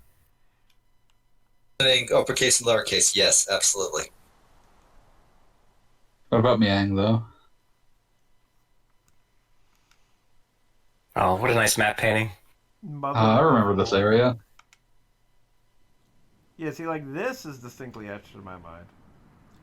Yeah. See, a modern game would worry about having to like actually render that city, but here it's just a texture, It's a very nice texture. and they could do that. I mean, a lot of modern games actually do use it's just a texture, but it's like for way further away stuff. Way further away. Also, Yeah, this is zoomed in congratulations. enough that they would probably try modeling a shit ton of it. If you look at Yeah. the painting, by the way, it's actually kind of neat. Like, you can make out, like, it isn't just generic buildings. You can kind of make out a city structure. Just There's like a city that. plan here. Yeah, like somebody put some thought into that. One of my favorite like low detail things was a dude fucking around with. There are so many beautiful, wonderful ways you can break Breath of the Wild. I love it. And one of the guys I follow on YouTube, Melty333, I believe, found out a way to basically just send Link into space. I think it's the horse race glitch. Anyways, it also allows infinite jump, but that's not neither here nor there. But with sending the horse into space, basically the game is designed that it will just try and like render as much of Hyrule as is there, just in lowest detail possible at a certain point. Just so if you're looking at Hyrule, it will render something. It'll just be the lowest possible version of it. And if you quickly swing the camera 90 degrees, you can actually get into low detail Hyrule and see that the giant mushrooms in that one area are at that point all just 2D textures, all the exact same 2D texture. Just sort of I lined up so that they match the camera. It rules. You stare at it whoa, that's awesome. I mean, Like Mario 64. Breath of the Wild is so fucking good. I guess that was there for the purpose of if you're flying in from some far off quarter, that way you can see where you're going. I'm assuming. Oh yeah, basically everything in the game has extremely low detail models, and some of them just are extremely low detail textures. There's pretty much nowhere in the game where you can stand where you can't fiddle around the camera to get a glimpse of Death Mountain, for example, because Death Mountain's huge. Well, now my brain. But, Okay. sorry, didn't mean to interrupt. Don't worry about it. Oh well, that was it. That was all I had to say. Basically, it'll just show you the lower detail version of Death Mountain, and you would never notice it because it's designed to be seen from super far away. But if you get way up close, you can go, oh wow, weird. Weird. That's also what happens because the entire game is present in low detail mode whenever you're in a Divine Beast. So if you can't escape the Death Plane in a Divine Beast, you can in fact just run around. You can't, but no, you can't run around because it's not collision. But you can if you have a moon jump code active. You can't just float around low texture Hyrule and just check stuff out. Gonna send a horse into space where only God may judge it. Yep. Just send a horse into space from a camel. Let's see it withstand the burden of the cross. I think the horse signed up for that. Do you think I stuttered? Let's see it withstand the burden of the cross. Damn, I guess we're gonna torture a horse now. This It's just escalated quickly. Took a turn. I mean, Listen, first we're you watching were gonna kill Xenogears, me, and now everyone- I've got a horse. We're watching Xenogears. Everyone must withstand the burden of the cross. I But believe that's very literal. that is the phrase "let's see it withstand the burden of the cross" is burned in my memory just because of drill, and I want to apply it in as many places as possible. This house of Pitbull can believe in God. It's a pretty good phrase. I've done so much personal growth that it's to the point where if you don't follow my posts, you're fucking stupid. I would I, also like to note that somehow, apparently, I had a random battle occur inches from a scripted battle. Yep. So it, I mean, I'm not surprised. the battle This ended, game, and then the other battle immediately began. I would have been pissed. this game has essentially no protection against some truly hellish encounter rates. Oh yeah, well I could absolutely do a capture of it for later, but there was an earlier point where a text box was supposed to be popping up, but then it immediately went into a battle. If I have to neuter my encounter rates, I will face God and walk backwards into hell. And I'm I'm really remembering thrilled. how one of the literal things that was done to show improvements in Skies of Arcadia Legends was lower encounter rate. They advertised Yeah, that was shit. good though. I'm glad. No, they no, did it was good. It was just very funny that they had to advertise that like the encounter rate's been lowered. We promise. We know there were problems. I mean, I hate to say it, but I feel like whenever the debate pops up for random encounters or on-screen encounters, like games like Dreamcast, Skies of Arcadia, and whatever immediately spring to mind for no, never want to do random battles again. Can't be trusted.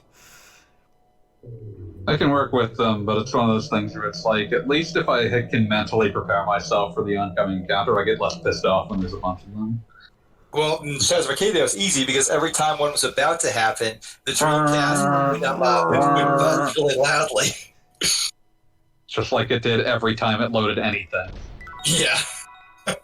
God, I was half The convinced Dreamcast. that, Man, like, imagine if they had tried to do data streaming on the Dreamcast, how hellish it would sound.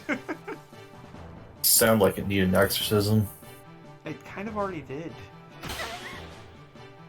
It's thinking. Sound like it never... Oh, God. God, the original. We all just bring back the Dreamcast ads where it's just a man apologizing.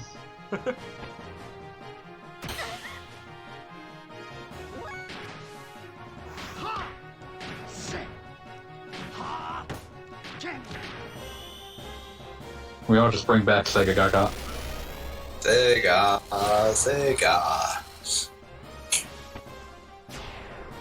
Would you team up with Alex Kidd? Probably. I would Not my not first team up choice, with... but I'd do it. I would not team up with the new Alex Kidd. That's not canon. That boy is awful looking. I don't know what they did to him.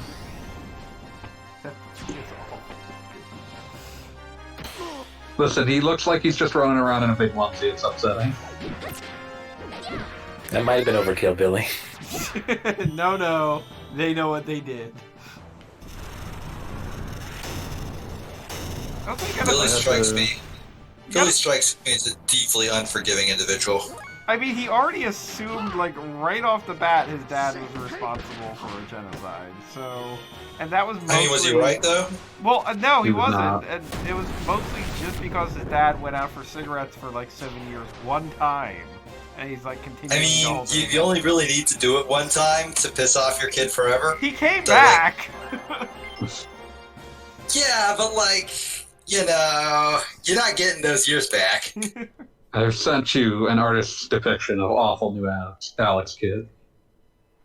That's the worst. I hate him. What does regular Alex Kidd look like? Often awful, but usually not this kind of awful. He kind of has a simplistic charm. Yeah. Unless you're looking at like the Genesis Miracle World not Miracle World, the Chan Castle cover. That one's cursed looking. What's the one where he has like this enormous, like ball-shaped hand and it's the most fucked up shit imaginable? Are you thinking of like that's a lot of them? Yeah, I'm not sure which one I'm thinking of. that's how he rolls. It sounds like the Western Miracle World box. You want to stick with the Japanese art in general. Yeah. Western Miracle World box at least has the like benefit of looking incredibly shitty. Like to the point where it looks like someone drew it in 5 minutes. This is what Alex Kidd usually looks like. How do you feel about being a shell core practitioner? Try not to. I've ruined it. I'm sorry, Kishi. You messed it up.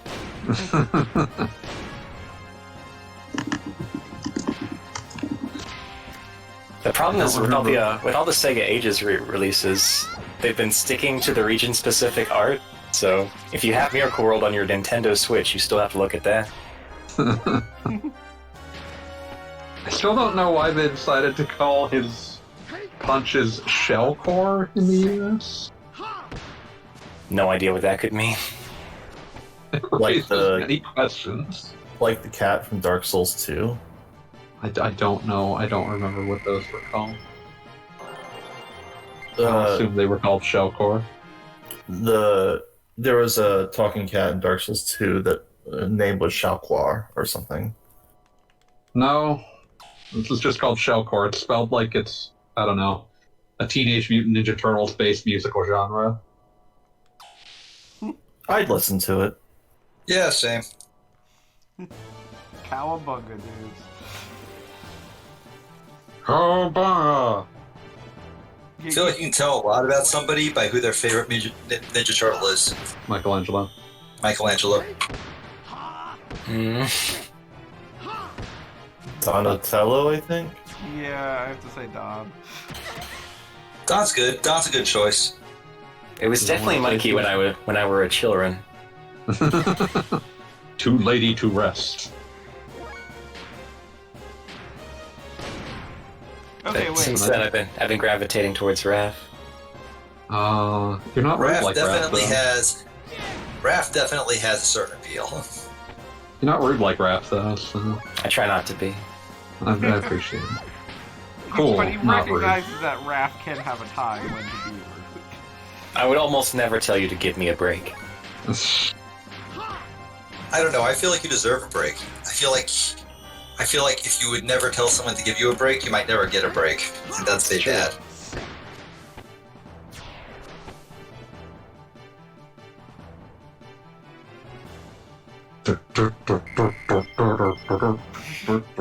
Okay, wait. Yeah. Come to think of it, the Ninja Turtles arcade cabinet. What was the Yeah. actual physical order for the characters? Shoot. I want to say Leo, Raph, Mikey, and Don. I'm not certain. That Okay. sounds about I right. think that's My right. brain swapped Don and Raph, but I'm pretty sure first and third are Leo and Mike. Yeah. This is like one of those line of things puzzles where they give you hints about like which are in relation to each other, and you have to figure out the actual lineage from that. Okay, wow. We were way off. It goes Leo, Mike, Don, Raph. Huh. Huh. Yeah. Guess I didn't see that cab too often, so I'm Yeah. not that surprised. But... Well, because interesting. I'm about looking at the character select screen. But like, yeah, no, this is consistent across multiple re-releases apparently. Because And it's that way for Turtles in Time as well. I guess they had like a consistent order for cabinet selection. And even on the NES game here, like it goes Leo, Mike, Don, Raph. That's apparently the set order. Okay, it's different for the third game on NES. Oh, is it? Manhattan Okay. Project. It's How's that Leo, Raph, Mike, Don. Okay. See, that makes more sense. But where does it put? But where are they in Hyperstone Heist? Probably where they are in Turtles in Time. Probably. That game just wants to be Turtles in Time. It is Turtles in Time, but like with less stuff in it. and one been slightly bonus rejiggered. boss. I think that's like Toka and or Razar. in it. Well, it has the guy who led the gang in Teenage Mutant Ninja Turtles the movie 1. What was that guy's name? Yeah. Bald guy? I'm gonna go with Jimbo. I know that's wrong, but I believe it to be correct in my heart. I mean, that's fine. And that counts for something, damn it. That's important to all of us. Oh yeah, Toka and Razar were the mutant ones, not just the dude. Yeah, no, the dude. And it was funny because he's like the one gimmick boss in that whole franchise because you had to like reflect his projectiles back at him. That's Yeah, there's a reason you don't do that. the reason to do that in beat-em ups, for generally speaking. Yeah, That's no, just like how they added a boss to the Super Nintendo port of Turtles in Time where you have to throw the foot soldiers at the screen. Yeah, which was really They had to show unreliable. off that you could do Just- that. Just so fucking annoying. Mode 7. But you had remember? Oh, it's Tatsu. Tatsu is who. Tatsu. Thought it might be Tatsu. The big tots. No. That doesn't work. No, I don't like it. Yeah. It's Take it Tuts away. Man. Tutsman. Detonator. Tutsman. I can't wait to see an enemy that isn't Gibbler Guard again. It's getting kind of tiring. Like, I guess we've really established that the only thing going on here is Gebler guards. Oh my god. Just opening a door triggered. Oh wait, hey, here we go. We get to fight like Are you free? a Medusa whale lady. Yeah, eventually you find some Oh. creeps. Indescribably exciting. I think this enemy's name is just Dorothy. Sure. We're off to see the Everything I'm wither. doing is healing her too, so that's great. I'm just imagining if she had just like fucking like was just wearing a like name badge. It's just like, hi, my name is Dorothy. Hi, I'm Dorothy. Heal.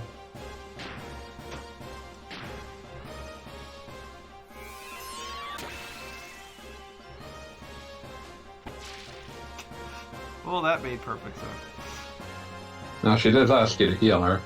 And also, Billy has learned that his entire life was a lie, but apparently he's still praised as a victory animation. Old habits hard to break. Yeah, you know what? I'm not gonna hold it against him. Maybe he just figures there's a god out there somewhere. Yeah, he probably Well, like he no longer technically there believes in his is. church. He no longer believes in his church, but he still believes in God. If that makes any sense. Even though he was told to his face by people who would know that the whole God thing was made up, he still believes. Well, I mean, they don't know.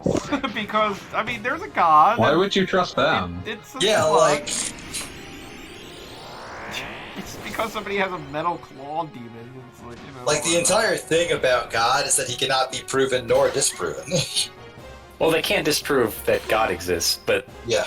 they did come up with this plan to tell everyone that there's a God, and that's why Billy believes in it. Okay. Some that things is- are written on your soul. Yeah. Yeah, he's just not taking the thinking to the full extent of it. It looks like he's chosen like a new god within the party, and he's like literally praying to Faye or something. Don't do that. Especially because he's barely met Faye. He's been in a But space that's coma why it for a would be bit. hilarious. He's like, you know, dude's gonna be resurrected, and it'll be like, yes, Faye is risen. Yeah, but Faye's a huge nerd. And so's You could- Billy. It'll work out well. Probably get a better God than Like- the ponytailed slack. Yeah. I think Billy can do better. Honestly. Yeah. Also, I guess Do I'm just you interpreting this believe in right. He could be magic? like fiddling with something in his hands or something. No, I mean, think given he that got he's it. supposed to be like a priest, I think it's supposed to communicate prayer. They just didn't tell the pixel artist that he's going to lose his faith like an hour into his appearance. Yes. He'll get a giant robot, of course, and then he'll lose his faith. Not sure like what the correlation is there, but I'm not about to deny it. Become god or devil. Know if I believe in God, but sometimes I pray. I'm going to post another sprite. Good call. Be how good of a sprite? Darcy? Good sprite. Yes. That's a fantastic sprite. Oh my god, I just saw the Alex Kidd Miracle World box. And surprisingly, that's not the one I was thinking of. Wow. I'll scroll up a little and tell us if it's either of these other things. No, it wasn't those either. I gotta find it now. I gotta find it because it is disgust. Oh hey, I'm Mr. Ice. What? Rice Snot's alt account did an entire Christmas of nothing but Snow Miser remixes. I was like waiting every day to get the new one because they were just that fucking good. Do you believe in magic? I don't think I'll be able to survive past this dungeon, so you better stop when we're done. Here we go. Here we go. Now this is the high tech. This is the Alex Kidd that we as a society Some were pure brain denied. Alex kid. Did anyone catch how many nines that was? Yeah, I was trying to... Too many. It was at least 5. Too much. This door was last Right now, open. this is the true Alex Kidd. Oh, high tech world. Wow, you really went for like the real garbage one. I told you. Oh my. They like badly took a adventure game about like a princess or something and turned I it into swear there Alex was Kidd one that trying was to get even into a fucking worse, but I'm cigar having cave. trouble finding it. Like, How do you feel about Alex Kidd's BMX challenge? just horrifying, like swollen ball hand with like these fingers sticking out, all of them looking very wrong, that I'm having trouble locating it. I know it exists. Would you make Alex Kidd take part in the BMX challenge? I would not. I don't feel like Alex Kidd has what it takes to take on Dave Mirra.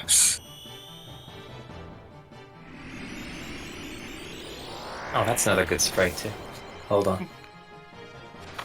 See now. This location has a lot of them. All these Unfortunately, creepy most things. of its runtime is spent punching Gibbler people over and over and over and over. This one you can kind of look and see that has sort of a cephalopod face under the human face. It's kind of cool.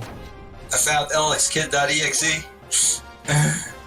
Looks more like a hammerhead shark. Yeah, I was thinking That is a Hammerhead. fantastic sprite, Kishi. Well, it's got a Fantastic tentacle. sprite work. I really do like the sprite work in this game. It's very impressive. Like a mix between a hammerhead shark and a quail.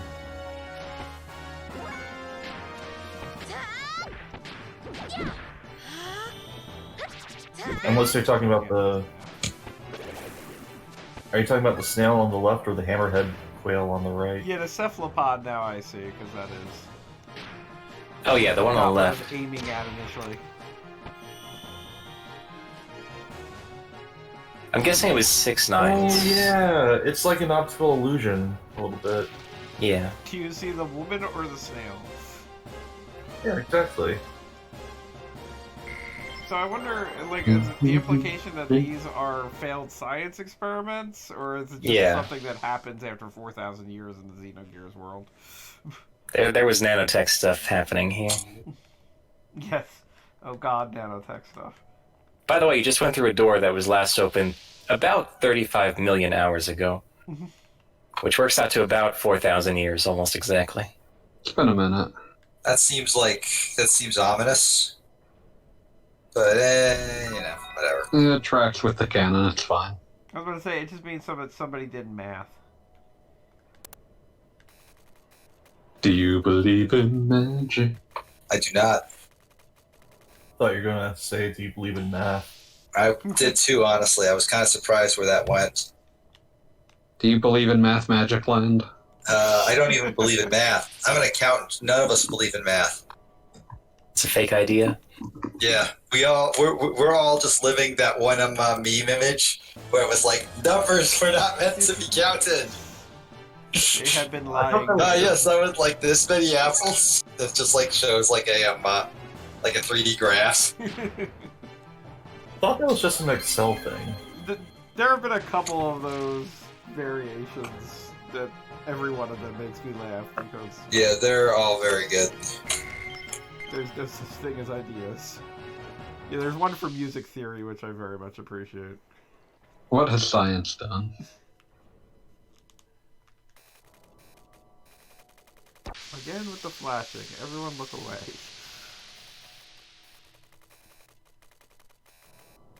Ah, yellow, ugh.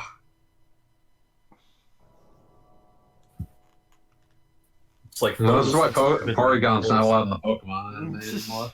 Yeah, they made sure of that.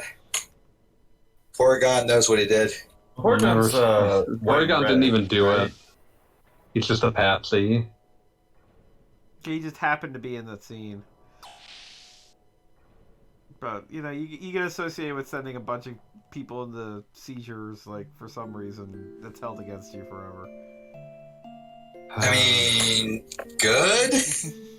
Like, the thing is that, again, Porygon is not the cause in that scene. It's not Porygon's fault.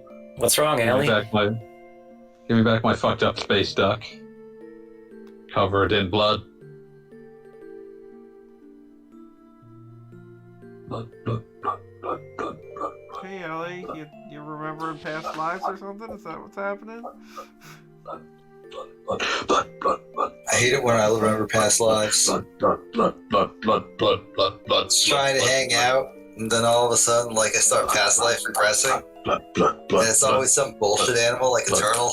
Is the Or, no, entire- turtles are red, actually, but like a fly? Nobody wants to past life regress to being a fly. I mean, at least you're not there for long. Is I the mean, entire, like, floor supposed to be covered in blood? Because, like, that was a lot of blood then. I'm seeing like a blood splatter ground thing that's more bloody than the rest of the ground.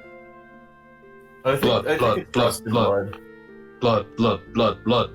Fanboy's on a blood kick again. Yeah. Blood.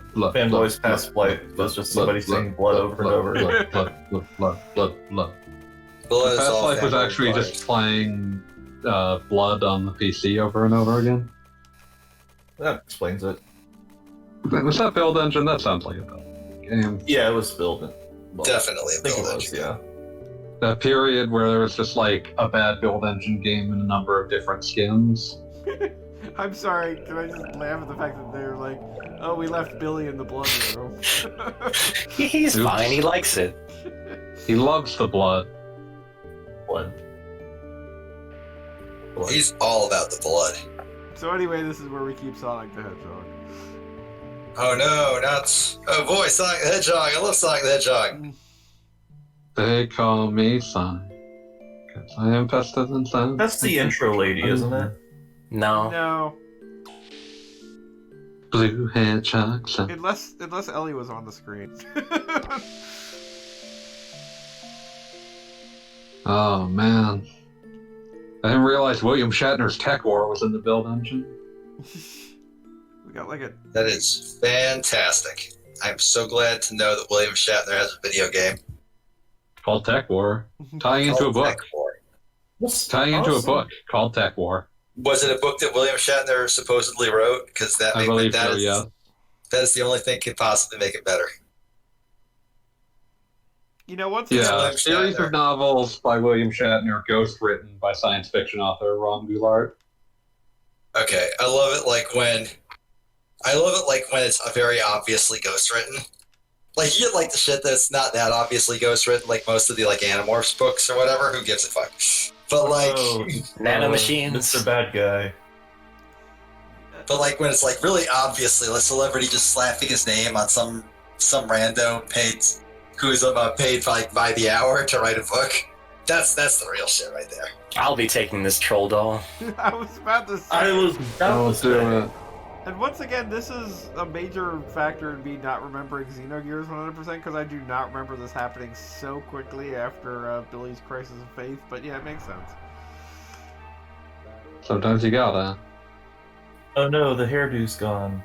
Billy, I know you'll understand. This nanomachine colony needs to be in the hands of an honorable person. It's like in our Bible or something. You know, the nanomachine part. The Book of Nano. They talk about nanomachines a lot for some reason. I'm writing it into the Bible as we speak. See, it's in my Bible. I don't know why it's not in yours. The Book of Armstrong.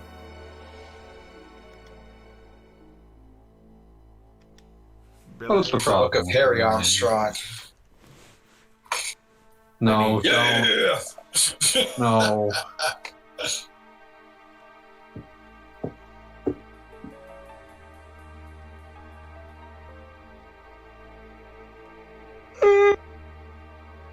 That was quite the noise. Oh, I'm sleepy. That was a yawn. Yeah, I'm thinking next save is quitting time. Yeah, probably not the worst idea. Also, I don't know if this was like visible on the old resolutions, but it really looks like the religious dudes are wearing skulls on their robes. A little bit. A little bit. Either Sure that doesn't or mean like anything. just a Jason Voorhees mask. Oh man, they just were totally in the Splatterhouse, and that's what they're doing. They're just protesting the erasure of the hockey mask from the American TurboGrafx version. What you're saying is, it sounds like a religion I'd probably join. I like how Billy Are was you a hearing, like, Splatterhouse fan? I'm a Skull fan. I like how Billy was like hearing Stone be Stein and just like saying, "Oh yeah, as much as I'd like to fucking murder you, Like, and then it's like, oh, Reverend Stone.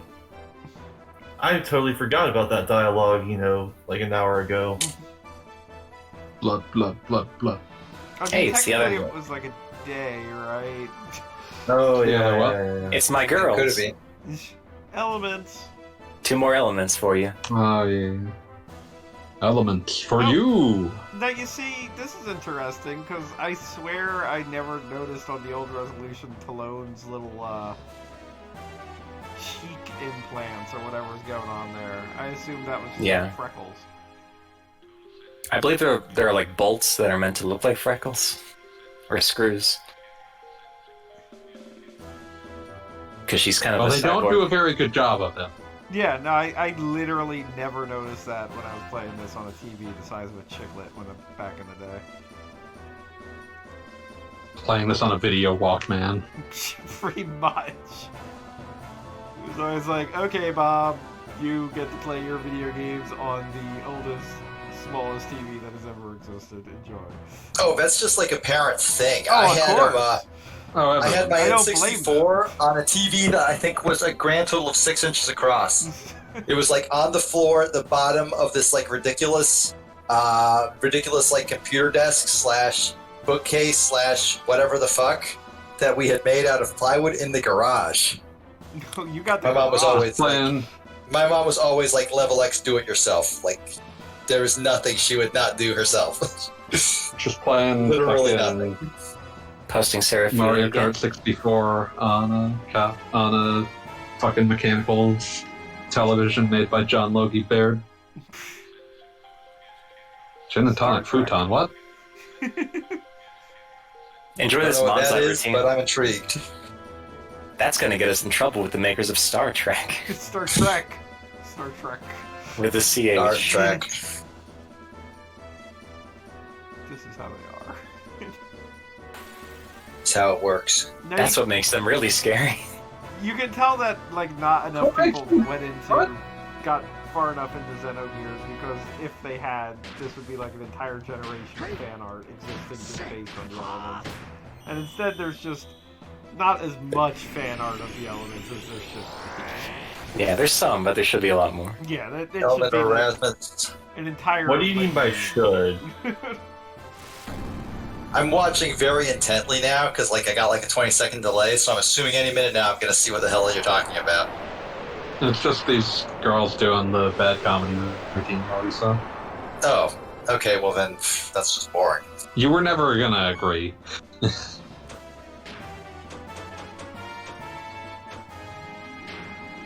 I mean, generally Oh, speaking, really when like something gets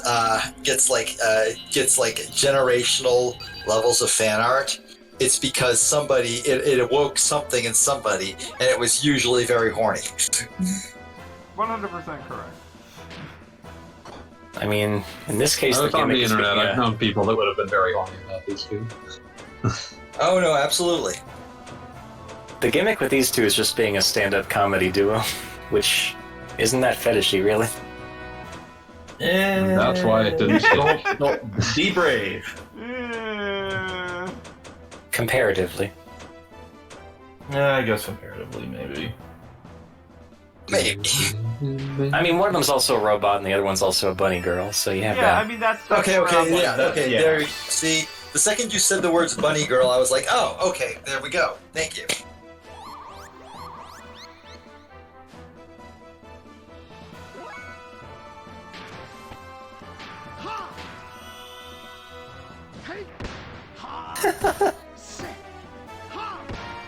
Did she just do a fucking like pose after she stole your mana? I think the pose is what caused your mana to come out. I mean, it's kind of like the old Marley Chrono Trigger thing.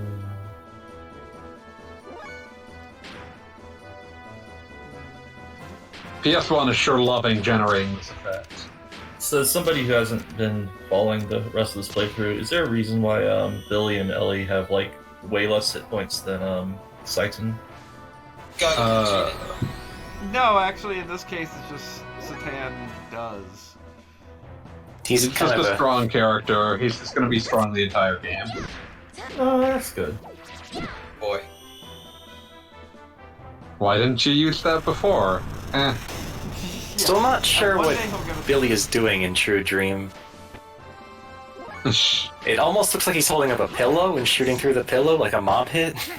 Yeah, no, I that's kind of what He I has a thought. weapon called Godfather. I wouldn't be surprised. Or it could be like kind of a executioner shroud thing going on. Maybe. Like he's supposed to be like, you know, like throws that on them before blowing their brains out. Or that's That's dark. Look, it's if he shot his gun without the pillow, it would be so loud it would hurt his party members. Like, do you see how big that gun blast was with the pillow? No. Had lots of pixels. Anyway, I guess they were just here to delay us or something, so they're just leaving. Yeah, no, that they were just there to, like, you know, play around. Aw, Emmy's room. Can I just say that we will eventually get to the backstory on that nano machine colony, and I've always found it weirdly affecting as far as, like, the whole plan for it, and, like, that sticks in my mind more than pretty much, like, this entire area existing. Being very rude to this nanomachine by not addressing it by a name like a person. We don't know her name yet. Yes. It's kayfabe. This, Kayfabe is the lie. even though we've actually already mentioned it himself. Oh, my eyes. Gotta pressurize. No, we don't. Gotta Good, piss. though. Maybe we No. should. No. I feel like we should. Uh-oh. What's wrong, Beats Faye? double hell. Our cursed existence bound to this earth. You good, Faye? You alright there? Are you having a flashback to something that may or may not have happened before you were born? He's having an extremely normal one. I guess seizure warning? Yeah, seizure warning. How far behind are you? Like 5 minutes It's at been this like point. 40 seconds behind. Fairly consistently. It's not something Dutch that bothers angles. me. Yeah, like I said, Fine, I'll refresh and like skip 40 seconds. Oh no, I'll never actually see what happened to those 40 seconds I lost. Damn, I did actually miss a lot. I went straight from some dude lying in bed to some dude like pounding on the wall of like the cursed like room, and there's like what a if I cross told waving you around they the were the background. same dude? No, I know they were the same dude. They look yeah. exactly the They were same. obviously the same dude. But I like, just- I- whatever I- happened to those 40 seconds? Damn. What if I told you they weren't the same dude? Well, then I'd be That would like, be much more what? confusing. Nah. Really? Nah. That's exactly how it would be. The answer might surprise you. Damn. No, it wouldn't. Oh my god, I need resolution for this area because I can't just quit right now. Stupid backtrack dungeon. Stupid potion floor. Stupid anytime phase wearing a lab coat, he looks ridiculous. Rock and roll with magic. Do you believe in magic? So that was the save, correct? Yeah, no, I just need to finish this out and then we're good. There's kind of an event once you climb back up out of here. Yeah, and it's kind of like I would hate to leave it just kind of hanging in the middle of what is clearly like an in-motion thing. It is kind of a bummer that they just make you walk all the way back out of here again, though. Yes, absolutely. Like, I thought maybe again, don't remember the details, but I thought maybe when we get like a little Faye flashback, they'd be like, wow, we just climbed up a few stories or whatever the hell while that was happening. The fact that they don't, like, just, sort of fast forward it for you during the boring parts is just upsetting. You know what's the Really upsetting. difference in my mind between old school JRPG and a new school JRPG? Exclusively whether or not you rely on the exit spell to finish every dungeon. Like, Xenogears doesn't even have that spell. exactly. True, it doesn't. There's too many event flags on leaving most dungeons. Yeah, no, definitely couldn't do it in that one. Yeah, and Final Fantasy IV definitely had a number of places where it was already chafing against that as a concept. It's like, can I use warp? No. Why not? No reason. Just don't look at Kane like It that. just didn't feel like letting you do that. Yeah, no, you can't use exit in here. It makes sense. Don't worry about it. Well, maybe the Gilbert guards have pulled out, and at least these battles will go faster. Yes, that seems to be the case. I just keep healing this weird fish mermaid and moving on.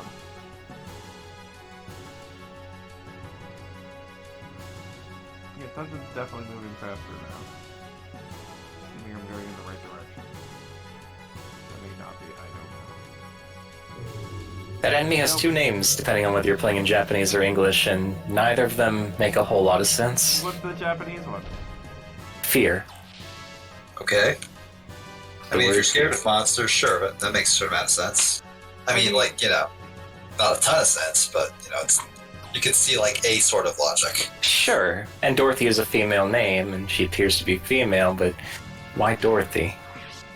I don't know, maybe she went to Oz or some shit. Met Zardoz. That's how fanfics get written, Beat.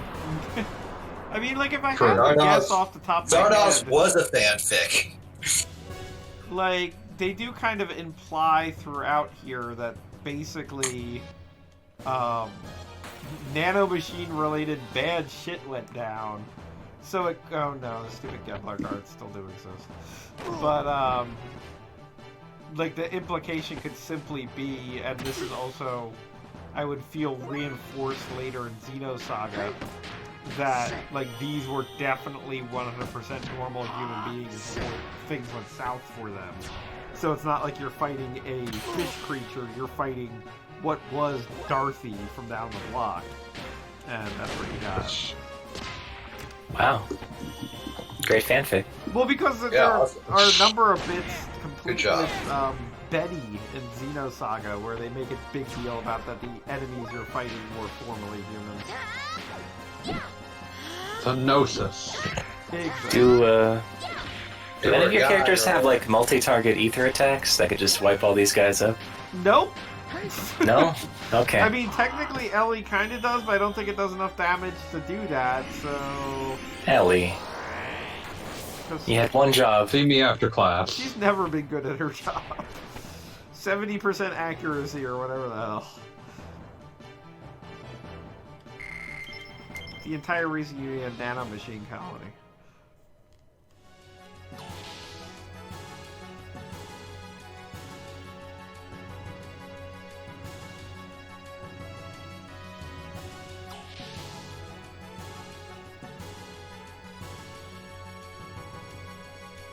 There we go, we're back in the city.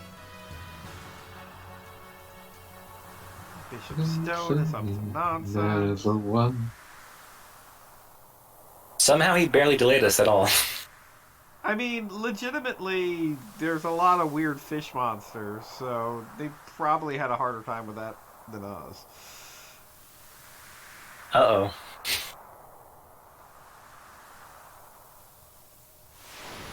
And here's the entire reason we made this big area.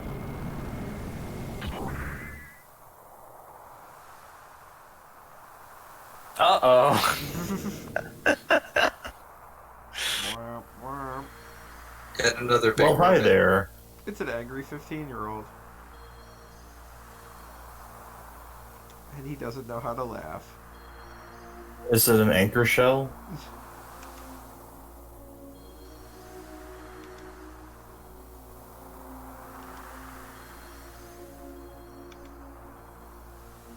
There's nothing intimidating about going har.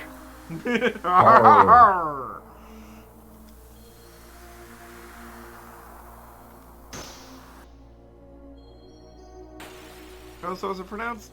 I always said ID as a kid, but is it supposed to be id? 'Cause It's that- id. That's Id. an even dumber name. Like the Freudian concept. Yeah. Yep. Which also I thought was supposed to be just ID. I mean, ID software. I really nobody want can blame you. I really want to say I had a psychology teacher who said ID, even if it was mistaken, because I swear I picked that up somewhere. If I were a psychology teacher, I would refer to it as ID on purpose, just to screw everybody up later in life. Because I'm a bad person. If you were a psychology teacher who was actively attempting to teach Freud, I'd have some questions for you. Oh, absolutely.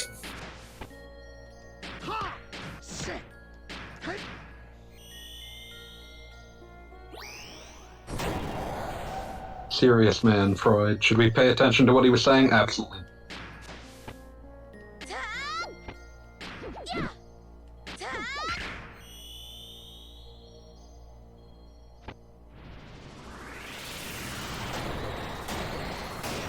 This seems like a fight that's going swimmingly for you. It kind of is. Dealt some damage. A surprisingly high amount of damage. And you'd think id would be doing some more significant damage to our party with his surprisingly wouldn't you? familiar moves. Yeah, you'd think. Yeah, that's some. Yeah, these seem familiar. I know this kung fu. So the last guy who had black hair instead of red hair. Thank goodness, id doesn't level up with Faye. That would be a problem. Not Why that would he? there's any reason that would happen for That wouldn't make any sense. The game before. Two different characters. Yes, totally. Yeah, absolutely. Utterly unrelated.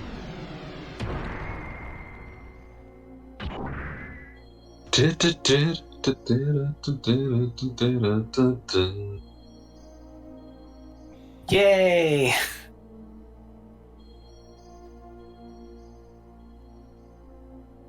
You Got him. It wasn't Get hard. back to Krellian.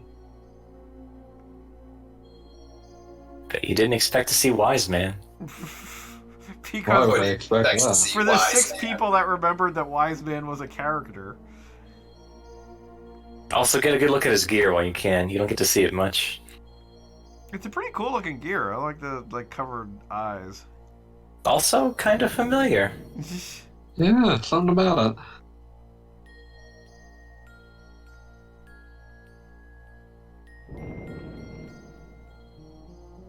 Think Oh, about no! Quick question. Have you actually started the thread for this yet? God, I so definitely want to.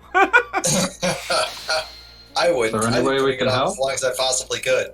Yeah, no, But it's yeah, if not there's anything I even. can do to help. It's just a matter listening. of just uploading the video and whatever. I've got literally the first 2 updates pretty much ready to go. I just literally have to sit down and upload them and do that. But it's just a matter of finding the time.